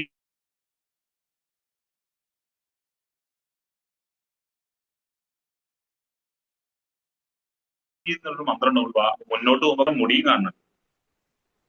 വ്യോമകേശി എന്ന് പറഞ്ഞാൽ ആകാശം കേശമായവളാണ്. ആകാശാണ് മുടി നമ്മുടെ. അപ്പൊ നമ്മുടെ മുഖം എന്താവും? നമ്മുടെ കണ്ണെന്താവും? നമ്മുടെ ശിരസ് എന്താവും? എന്നിട്ട് ആ ശിരസിൽ മുകളിലേക്ക് ഒരു സിന്ദൂരം ഇട്ടിട്ട് താഴ്ത്തിക്കല്ല. ലളിതാ സഹസ്രനാമം ഈ ബ്രഹ്മാണ്ടത്തെ അല്ലെങ്കിൽ ഈ വിശ്വപ്രപഞ്ചത്തെ മുഴുവൻ നമ്മളിലേക്ക് തന്മാത്രാരൂപത്തിൽ തരുന്ന അദ്ഭുത വിദ്യയാണ്. ആ അദ്ഭുത വിദ്യയിൽ നമ്മൾ ഇറങ്ങണമെങ്കിൽ ഒരേ ഒരു മന്ത്രം ഭാവത്തിൽ വന്നാണ്. ആ മന്ത്രം സമർപ്പണം എന്നാണ്. സമർപ്പിച്ചിട്ട് അങ്ങോട്ട് ഇരുന്നാൽ അമ്മ തരും. തരുമായിരിക്കാം എന്നല്ല എന്റെ വാക്ക്. തരും, തരും, തരും, തന്നുകൊണ്ടേ. അപ്പൊ കരച്ചിലും വരും, കരയാൻ. രാവിലെ ജപിക്കുമ്പോ കരച്ചിൽ വന്ന അങ്ങോട്ട് കരയാൻ തുടക്കരുത്. പിന്നെ ഇത് ഫുള്ളായിട്ട് ചൊല്ലിയിട്ട് എഴുന്നേൽക്കാൻ പാടൂ എന്ന് പറഞ്ഞാൽ അത് നല്ല കാര്യം. ചൊല്ലണ സമയത്ത് എന്റെ മോൻ ബോധം കെട്ടുപോണ ഞാൻ തയ്യാ. എന്റെ ഗുരു പറഞ്ഞിട്ടുണ്ട് ഇത് കഴിയാതെ നീക്കാൻ പാടില്ല. അപ്പൊ അതുവരെ എന്റെ മോൻ ബോധം കെട്ടുപോയി. എന്റെ പ്രിയപ്പെട്ടവരെ, ഞാനിത് രാവിലെ ഇരുന്ന് ജപിക്കുന്ന സമയത്ത്, സാധന ചെയ്യുന്ന സമയത്ത് എന്റെ അമ്മ താഴത്തിറങ്ങിയിട്ട് അമ്മ 6:15 കഴിഞ്ഞിട്ട് മോട്ടർ ഇടും. മോട്ടർ ഇട്ട് കഴിഞ്ഞാൽ ആ വെള്ളം ഇങ്ങനെ ഒഴുകും. അപ്പൊ ഞാൻ ഇവിടെ നിന്നിട്ട് താഴ്ത്തിരുന്നിട്ട് ജപിക്കണേന്റെ ഇടയിൽ പറയും അമ്മ. അപ്പൊ അമ്മയ്ക്ക് അവിടെ സിഗ്നലാണ്. അമ്മ അത് ഓഫ് ചെയ്തോളും. എന്റെ 3 അമ്മ കേട്ടിട്ടും അമ്മ അത് ഓഫ് ചെയ്തിട്ടില്ല, വെള്ളം പോയിക്കൊണ്ടിരിക്കുകയാണെങ്കിൽ ഞാൻ ആ ലളിതാശാസ്ത്രം അവിടെ കമിച്ചു വെക്കും. എന്നിട്ട് അമ്മ അപ്പൊ പോയിട്ട് വരാട്ടെ. കാരണം ജലം എന്ന് പറഞ്ഞാൽ ഗംഗയാണ്. അത് നേരെ ഒഴുകിയിട്ടും പരമശിവന്റെ ജടയിലേക്കാണ് പോയിട്ടുള്ളത്. ഇഷ്ടംപോലെ നാട്ടിലെ ആൾക്കാർ വെള്ളമില്ലാതെ കഷ്ടപ്പെടുമ്പോ എന്റെ ടാങ്കിലെ വെള്ളം കളയാൻ ഞാൻ താല്പര്യപ്പെടുന്നു. അതുകൊണ്ട് ഞാൻ സ്വിച്ച് ഓഫ് ചെയ്തിട്ട് വരാം. ഈ സ്വിച്ച് ഇടുന്നത് ഓഫാക്കണത് അമ്മ തന്നെയാണ്. കാത്തോളീന്ന് പറഞ്ഞിട്ട് ഞാൻ ഇങ്ങനെ അമ്മയെ ജപിക്കും. നിത്യജീവിതത്തിൽ ഇപ്പോ ഈ പോഡ്കാസ്റ്റ് നടക്കുമ്പോ അല്ലെങ്കിൽ ഈ നമ്മുടെ പരിപാടി നടക്കുമ്പോ അമ്മേനെ കിട്ടണം. എന്താ വിഷയം? ഇവിടെയുള്ള അമ്മയുടെ അച്ഛന്മാരുടെ ഒക്കെ മുഖം ഞാൻ കാണല്ലേ ഇത്രയും മനോഹരമായിട്ട്. നമ്മൾ ഏതോ നാട്ടിലുള്ള എവിടെയുള്ള ആൾക്കാർ ലളിതാമ്മയുടെ പേരിൽ ഒത്തുകൂടിയിരുന്ന് അമ്മേ എന്ന് വിളിച്ച് ഓരോ നാമം പറയുമ്പോഴേക്കും തൊഴുത് കൈകൂട്ടുന്നുണ്ടെങ്കിൽ ഇതിലും വലിയ എന്തൊരാണ്. നമുക്ക് എല്ലാവർക്കും എന്റെ അഭിപ്രായത്തിൽ രാമകൃഷ്ണദേവന്റെ ആ മന്ത്രങ്ങൾ എടുത്തിട്ട് അമ്മേ ഭഗവതി കാളിമാതേ നിന്നെ ഞാൻ ഇന്ന് പിടിച്ചു തിന്നും. എന്താ വിഷയം? അമ്മേനെ പിടിച്ച് തിന്നാന്ന് പറഞ്ഞാൽ 5 ഇന്ദ്രിയങ്ങളുടെ അങ്ങോട്ട് കയറ്റുക, ശ്വസിക്കുക, തിന്നുക, മണക്കുക. ഇത് ഞാൻ പറയാൻ കാരണം വളരെ വർഷങ്ങൾ മൂകാംബിക കാട്ടിലിരുന്നിട്ടുള്ള ഒരു അമ്മ ഉണ്ട്. ആ അമ്മേനെ ഞാൻ ആദ്യം കണ്ടിട്ട് അമ്മോട് ഞാൻ ചോദിച്ച ചോദ്യം കണ്ടിട്ട് അമ്മനെ അങ്ങനെ നോക്കി. ഞാൻ അമ്മേനെ ഒന്ന് മണക്കട്ടെ എന്ന് ചോദിച്ചു. അപ്പൊ അമ്മ അങ്ങനെ നോക്കിട്ട് എന്താ മോനെ നീ ചോദിച്ചോ? എനിക്ക് അമ്മേനെ ഒന്ന് മണക്കണം എന്ന് പറഞ്ഞു. അപ്പൊ അമ്മ അങ്ങനെ മുഖം ഇങ്ങനെ അടിച്ചു കൊടുത്തു. നീ മണക്ക് മോനെ എന്ന് പറഞ്ഞു. ഞാൻ മണത്തപ്പോ ഭസ്മത്തിന്റെ മണം അങ്ങോട്ട് കയറിയിട്ടേ. ഇങ്ങനെ ഈ ഭസ്മത്തിന് വിഭൂതി എന്നൊരു പേരും കൂടി ഉണ്ട്, കേട്ടിട്ടുണ്ടോ? ഭസ്മം എങ്ങനെ വിഭൂതിയായത്? വിഭൂതി ശിവനും അമ്മയായിട്ടൊക്കെ ബന്ധപ്പെട്ടിട്ടുള്ളതാണ്. വിഭൂതി യോഗം അങ്ങോട്ട് പോവാണ്. അപ്പൊ ഭസ്മീകരിക്കാൻ കഴിയുന്നവന് വിഭൂതി കിട്ടുള്ളൂ. എന്തിനെ ഭസ്മീകരിക്കണം എന്നുള്ള നമുക്ക് വരും തുടർ ക്ലാസ്സുകളിൽ കേൾക്കാം. എന്നിട്ട് അമ്മേനെ ഞാൻ മണത്തേരു ഹായ് എന്താ, അപ്പൊ അമ്മനെ ഇങ്ങനെ ആക്കിട്ടാ ഇത് ഹായ് എന്ന് പറഞ്ഞിട്ട് അമ്മ നല്ല പ്രായമുള്ള അമ്മയാട്ടോ. എന്നിട്ട് അമ്മ കുട്ടിക്കളിയാണ്. 45 വർഷമാണ് എന്റെ അറിവിൽ മൂകാംബിക കുടജാദ്രി കാട്ടിലുണ്ടായിരുന്നു. എത്ര വർഷം? 45 വർഷം. അപ്പൊ അങ്ങനെയൊക്കെ വളരെ സിമ്പിൾ ആയിട്ട് ഇവിടെ പുലി എന്തൊക്കെ വരുന്നില്ല അമ്മയെന്ന് ചോദിച്ചപ്പോ അമ്മ പറഞ്ഞു അതിനെന്താ, പുലി അമ്മയല്ലേ, തിന്നാണെങ്കിൽ തിന്നട്ടെ, ആ കുട്ടിക്ക് ഒരു സുഖാവുന്ന ഏതാ കുട്ടി പുലി. എന്നിട്ട് 45 കൊല്ലം കാട്ടിപ്പോയി. ആ അമ്മയെ പുലി പാമ്പും തൊടാത്ത എന്താ അറിയോ? ആ അമ്മ ഭഗവതിയെ പിടിച്ചു തിന്നു. പിടിച്ചു തിന്ന ആ ഭഗവതി സർവ ഇന്ദ്രിയങ്ങളുടെ അമ്മേനെ പ്രൊട്ടക്ട് ചെയ്യും. പ്രിയപ്പെട്ടവരെ, നമ്മള് 5-6 മിനിറ്റ് ഞാൻ അധികം എടുത്തിട്ടുണ്ട്. പറഞ്ഞ സമയത്തിൽ നിന്ന് 1-2 ക്വസ്റ്റ്യൻ വേണമെങ്കിൽ ചോദിക്കാം, അല്ലെങ്കിൽ നമുക്ക് അവസാനിപ്പിക്കാം. അപ്പൊ ബുധനാഴ്ച നമ്മൾ വാവിന് തുടങ്ങാൻ പോവാണ്. ഏത് വാവാണ് വരുന്നത്? ഏത് വാവാണ് വരുന്നത്? ആരെങ്കിലും ഒന്ന് അൺമ്യൂട്ട് ചെയ്തിട്ട് പറയാം. ഏത് വാവാ വരുന്നത്? വെളുത്ത വാവോ കറുത്ത വാവോ? പിതൃക്കൾക്ക് ബലി കറുത്ത വാവിലോ വെളുത്ത വാവിലോ? കറുത്ത വാവ്, ബ്ലാക്ക് വാവ് എന്നൊക്കെ ചിലര് മെസ്സേജ് കൊടുക്കും. കറുത്ത വാവിനാണോ വെളുത്ത വാവിനാണോ പ്രാധാന്യം കൂടുക? കറുത്ത വാവിനോ വെളുത്ത വാവിനോ പ്രാധാന്യം കൂടുതൽ?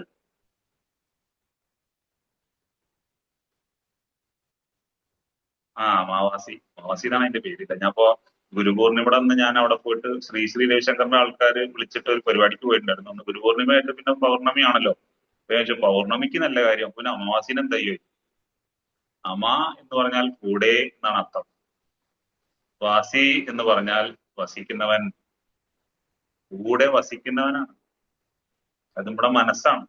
അപ്പൊ അപ്പുറത്ത് പൂർണ്ണചന്ദ്രനായിട്ട് വെളിച്ചമുണ്ടായതിനിപ്പം പുറത്ത് കറക്കും, തിരിഞ്ഞു മറിഞ്ഞൊക്കെ വരും. അത് 16 തിഥികൾ എന്നൊക്കെ പറഞ്ഞിട്ട് പഠിക്കും, അല്ലെങ്കിൽ നമ്മൾ നോക്കും.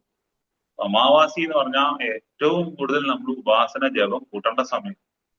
കാരണം കൂടുള്ള ആളെ നമ്മൾ ഓർത്താൻ മതിനെ. സ്മരണയുണ്ടാകണം എന്നാ പറയാ. സ്മരണം കൊണ്ട് പോയതാണ് കുഴപ്പം. ആർക്കെങ്കിലും ചോദ്യങ്ങൾ ഇല്ലെങ്കിൽ ഞാൻ പ്രിയ സഹോദരൻ പ്രേംജിയോട് പറഞ്ഞിട്ട് എന്റെ ബുക്കുകൾ യതീഷയുമായി ബന്ധപ്പെടുക, സൗന്ദര്യലഹരി, മായാലഹരി, രഹസ്യാവലി ഒക്കെ കിട്ടും. ഇതിൽ ആദ്യം രഹസ്യാവലി എന്ന് പറയുന്ന ലളിതാ സഹസ്രനാമത്തിന്റെ പുസ്തകത്തിൽ 108 അധ്യായങ്ങളിലൂടെ 150 നാമങ്ങളെ കവർ ചെയ്തിട്ടുണ്ട്. നിങ്ങൾ ആലോചിക്കണം, 150 നാമം ഞാൻ അങ്ങനെ വായിച്ചിട്ട് ചില സ്ഥിരം വായിക്കുന്ന സമയത്ത് ചില നാമങ്ങൾ ഉടക്കും. അപ്പൊ അത് നിന്നിട്ട് ചിലത് തെളിയും. അങ്ങനെ ഞാനൊരു 150 നാമങ്ങൾ എഴുതി. അപ്പൊ അത് വായിച്ചിട്ടുള്ള ആൾക്കാർ എന്നോട് ചോദിച്ചു, അല്ലത് ഫുള്ള് എഴുതണ്ടേന്ന് ചോദിച്ചു. ഞാൻ ചോദിച്ചു 1000 നാമത്തിനോ? ഇവിടെ 150 നാമം തന്നെ എങ്ങനെ സംഭവിച്ചു എന്ന് വെച്ചാൽ ഒരു പിടിയില്ല. പിന്നെ 1000 നാമത്തിന് എങ്ങനെ സംഭവിക്കാന്ന് വെച്ചാൽ അതൊന്നും എന്ന് പറഞ്ഞു. പിന്നെ അതിന്റെ അപ്പുറത്ത് അമ്മ മാന്നും കൂടി ചേർത്തു. അത് പിന്നെ എനിക്ക് മനസ്സിലായി. ഇപ്പൊ 183 സ്തോത്രം 1000 നാമങ്ങൾ അവസാനിക്കാൻ പോകും. ഞാൻ ലളിതാ സഹസ്രനാമത്തെ കുറിച്ചിട്ട് നിങ്ങളോട് സംസാരിക്കും. ഇതിലും വലിയൊരു പിടിച്ചു തിന്നലുണ്ടോ? ഇത് സംഭവിക്കാൻ നമ്മൾ അങ്ങോട്ട് വിട്ടുകൊടുക്കുക. വിട്ടുകൊടുക്കുക എന്ന് പറഞ്ഞാൽ എന്താണ്? പഞ്ചതന്മാത്ര സഹായക വെച്ച് പ്രാക്ടീസ് ചെയ്യാം. നമ്മുടെ ഇന്ദ്രിയങ്ങളിലൂടെ പോകുന്ന അസ്ത്രങ്ങൾ മറ്റൊരുത്തനെ വേദനിപ്പിക്കുന്നതാകരുത്. മറ്റൊരുത്തനിൽ പുഷ്പം പോലെ വിടരുന്നതാകണം. ചില ആളുകൾ പറയില്ലേ, നമുക്ക് നമ്മുടെ സുഹൃത്തുക്കളെ അവനില്ലാത്തത് കൊണ്ട് അവളില്ലാത്തത് കൊണ്ട് ഒരു സുഖമില്ല എന്നൊക്കെ നമ്മൾ പറയില്ലേ കോളേജ് പഠിക്കുമ്പോഴൊക്കെ. അവളില്ലാത്തത് കൊണ്ട് സുഖമില്ല എന്ന് നമ്മൾ ചെറുപ്പത്തിൽ വെറുതെ പറഞ്ഞത് അമ്മയുടെ ഈ കഴിവാണ്. കാരണം അവൻ നമ്മളോട് രസകരമായി സംസാരിക്കും, നമ്മളെ നന്നായിട്ട് ഇതാക്കും. അവന്റെ കമ്പനി എല്ലാവർക്കും ഇഷ്ടമാണ്. എല്ലാവർക്കും ഇഷ്ടമാവുന്ന അവന്റെ കമ്പനി സംഭവിച്ചത് വാഗ്ദേവതകളിലൂടെയാണ്, വാക്കിലൂടെയാണ്, പ്രകാശത്തിലൂടെ. അതുകൊണ്ട് അവൻ വന്നിട്ടില്ലെങ്കിൽ നമുക്ക് ഒരു സുഖമില്ല, ഒരു ചെറിയ അന്ധകാരായി. എന്നിട്ട് നമ്മൾ പിറ്റേ ദിവസം ഇന്നലെ നീ എവിടെയായിരുന്നു, ഇന്നലെ നീ ഇല്ലാത്തത് കൊണ്ട് ഒരു സുഖം ഉണ്ടാവും. അങ്ങനെ ഇതൊക്കെ നമ്മൾ ചെറുപ്പത്തിൽ കേട്ടിട്ടുണ്ട്. പക്ഷെ ഇത്രയും ഉജ്ജ്വലമായിട്ട് ബന്ധിപ്പിക്കുന്ന ഒരു സാധനം നമുക്ക് ഉണ്ടായിരുന്നു ലളിതാസഹസ്രം. അന്ന് നമ്മളിത് വായിച്ചിട്ടില്ലല്ലോ. അങ്ങനെ എല്ലായിടത്തും നമുക്ക് സമുജ്വലമായി കോശാന്തരം എല്ലാ ഭൂഖണ്ഡങ്ങളും അല്ലെങ്കിൽ ഗ്രഹങ്ങളും പ്രകാശിപ്പിക്കാൻ കഴിയട്ടെ. നമുക്ക് അടുത്ത ബുധനാഴ്ച 7 മണിക്ക് തുടങ്ങി ഇപ്പൊ നമ്മള് കഴിഞ്ഞ പ്രാവശ്യം ഒരു സ്തോത്രമേ നോക്കിയിട്ടുള്ളൂ. ഇന്ന് 2 സ്തോത്രം നോക്കി. ഇനി ഇവിടെ നിന്ന് അങ്ങോട്ട് നമ്മൾ ക്ലാസ് തുടങ്ങുമ്പോ 7 മണി മുതൽ 9:30 മണി വരെ ഒരു ദിവസം 8 സ്തോത്രം തീർക്കണം. ഇപ്പോഴും നമ്മൾ പറഞ്ഞ എവിടെ എത്തിയിട്ടില്ല. അപ്പൊ നമ്മളൊന്ന് അമ്മയുടെ കൈ പിടിച്ചങ്ങോട്ട് ഓടുകയാണ്. അമ്മ ഓടിച്ചോളും. അമ്മ അതൊക്കെ പറയിക്കും. അല്ലെങ്കിൽ നമുക്ക് ആ രീതിയിൽ മനസ്സിലാകട്ടെ. അമ്മയ്ക്ക് നമുക്ക് വിട്ടുകൊടുക്കാം. ചോദ്യങ്ങളൊന്നുമില്ലെങ്കിൽ നമുക്ക് അമ്മയെ പിടിച്ചു തിന്നാൻ വേണ്ടിയിട്ട്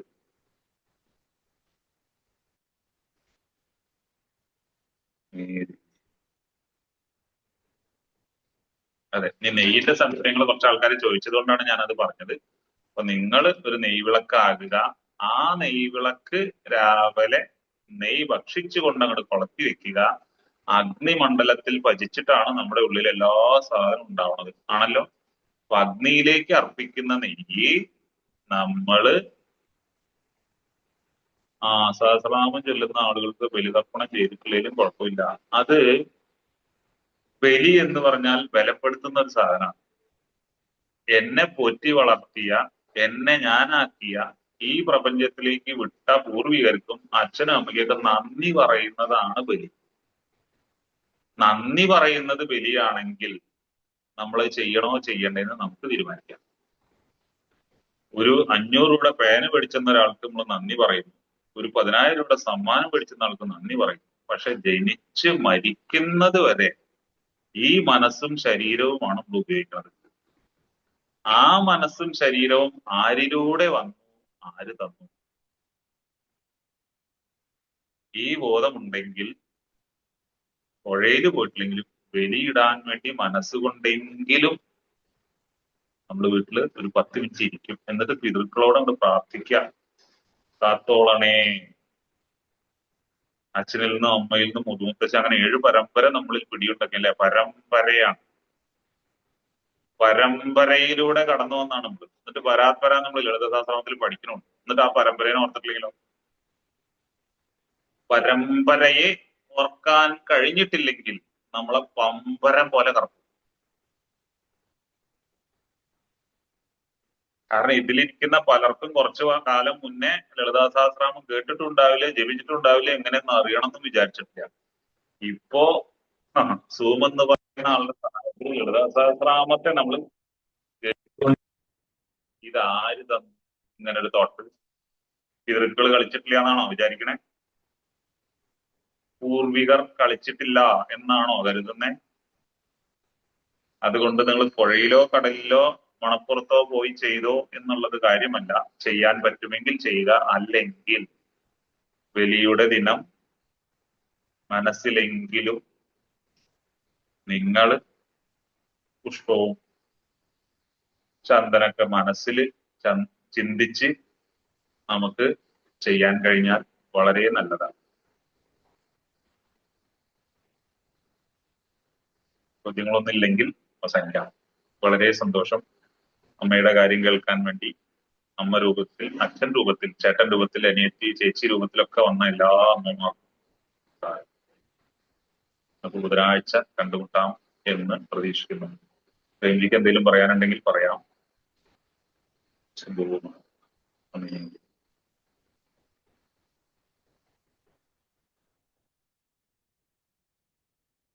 ഒന്ന് എല്ലാവർക്കും പിടിച്ചു തിന്നാൻ കഴിയട്ടെ. ഇത് വേണമെങ്കിൽ നാളെ നമ്മുടെ ഗ്രൂപ്പിൽ ഞാൻ പോസ്റ്റ് ചെയ്തോളാം. ഈ ചൊല്ലിയിട്ടുള്ള സാധനം നിങ്ങൾക്ക് വേണമെങ്കിൽ മേ ഭഗവതി കാളിമാതേ നിന്നെ ഞാൻ ഇന്ന് പിടിച്ചു തിന്നും. ഇത് നമ്മൾ ആരും പറഞ്ഞിട്ടുള്ളതല്ല, രാമകൃഷ്ണദേവൻ പറഞ്ഞിട്ടുള്ള. അദ്ദേഹം കാളിമാതാവിനെയും പിടിച്ചു തന്നു, കാളിമാതാവ് അദ്ദേഹത്തെയും പിടിച്ചു തന്നു എന്നുള്ള അദ്ദേഹത്തിന്റെ ചരിത്രം വായിച്ച് നമുക്കറിയാം. അപ്പൊ അത് കഴിഞ്ഞിട്ടുള്ള സാധനം അഖണ്ഡാന്ത യോഗം. പിന്നെ പിറന്ന പിള്ള തള്ളയെ തിന്നുന്ന പിള്ളയാണ്. എന്താല്ലേ?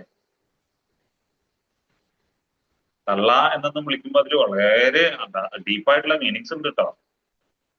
നമ്മളെ തള്ളി തള്ളി തള്ളി തള്ളി തള്ളി പുറത്തേക്കല്ല അകത്തേക്ക് തള്ളി തള്ളി തള്ളി തള്ളി അകത്തെ ശ്രീകോവിലിൽ നമ്മളെ വാതിലടച്ച് തനിക്കൊപ്പം ചേർക്കുന്നവളാണ് ആ തള്ളുന്നവനാണ് തള്ള.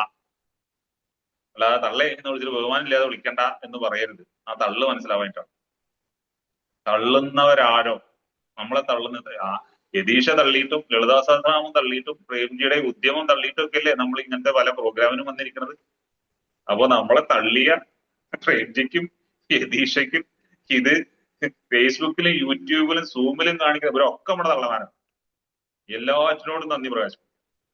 നമ്മളെ തള്ളാത്ത ആരുമില്ല. പക്ഷെ ആ തള്ളു നമ്മൾ എങ്ങനെ സ്വീകരിക്കുന്നുണ്ട് എന്നുള്ളതാണ് ചോദ്യം. അത് അകത്തേക്കൊരു തള്ളാണെങ്കിൽ ഓരോ തള്ളനും നമുക്ക് വാതിലുകൾ തുറന്നു തരും. എന്നിട്ട് ഇങ്ങനെ വിളിക്കും, വാ ഇതിലേ, അതാണ് വാതില്. മതി ഇതിലേ, അത് മതിലാണ്. അപ്പൊ മതി ഇതിലേ എന്നുള്ള മതില് കെട്ടരുത്, വാ ഇതിലേ എന്നുള്ള വാതില് തുറക്കാം. അമ്മ അവിടെ പറഞ്ഞിട്ടുണ്ടേ ഇരിക്കട്ടെ, വാ ഇതിലേ, വാ ഇതിലേ, വാ ഇതിലേ എന്നാ പറഞ്ഞു. നമ്മള് മതി ഇതിലേ എന്ന് പറഞ്ഞിട്ട് നമ്മള് മതിലാക്കി. അത് നമ്മുടെ തെറ്റാണ്. അതുകൊണ്ട് ഒരു വാക്ക് അനവധി അർത്ഥങ്ങളെ ഗർഭം ധരിച്ചിരിക്കുന്നത്. Word is pregnant with many meaning. ഏത് മീനിങ് ആണ് നമ്മൾ എടുക്കുന്നത്? അങ്ങനെ കോടാനുകോടി മീനിങ്ങുകൾ അടങ്ങിയിട്ടുള്ളൊരു ഗ്രന്ഥമാണ്, ഒരു വിശുദ്ധ ഗ്രന്ഥമാണ് നമ്മൾ ചർച്ച ചെയ്തുകൊണ്ടിരിക്കുന്ന അമ്മയുടെ ഗ്രന്ഥം. അതുകൊണ്ട് കുറ്റീനെ കുറിച്ച് പേടി വേണ്ട. കീലകം മന്ത്രത്തിലുണ്ട്. ആ കുറ്റി പറക്കാൻ ഉത്കീലനം നടത്താനുള്ള ആളും വരും, പാലവും കെട്ടും, നമ്മളിൽ ആ കുറ്റി ഉറപ്പിക്കുകയും ചെയ്യും. കാരണം അമ്മയെ കുറിച്ച് നമ്മൾ സംസാരിച്ചുകൊണ്ടിരിക്കും. അത് അമ്മയുടെ ഉത്തരവാദിത്തം. ഞാൻ പറഞ്ഞതിൽ എന്തെങ്കിലും ഉപകാരപ്പെട്ടുവെങ്കിൽ അമ്മയുടെ കൃപ മാത്രം. ഞാൻ പറഞ്ഞതിൽ എന്തെങ്കിലും തെറ്റുണ്ടെങ്കിൽ അത് ഹരീഷ് ബാബുവിന്റെ മാത്രം. തെറ്റുകൾ മുഴുവൻ എന്റേതും. എന്തെങ്കിലും നല്ലതുണ്ടെങ്കിൽ അതെല്ലാം അമ്മയ്ക്കിരിക്കട്ടെ. കറുത്തവാവിന്റെ അന്ന് നമുക്ക് ഈ പറഞ്ഞ കൂടെ അമ്മ വാസിയായിരിക്കുന്ന അമ്മയിലേക്ക്, അച്ഛനിലേക്ക് നമുക്ക് യാത്ര തുടരാം. അപ്പൊ നെയ്യ് നമ്മുടെ ശരീരം തന്നെയാകട്ടെ. ഈ എല്ലാവർക്കും ഭക്ഷിക്കാൻ കഴിയട്ടെ. നെയ്യിനൊക്കെ നമ്മൾ കാണും, മുന്നോട്ട് പോകുമ്പോൾ ചക്രങ്ങളിലൊക്കെ കാണും നെയ്യിനെ.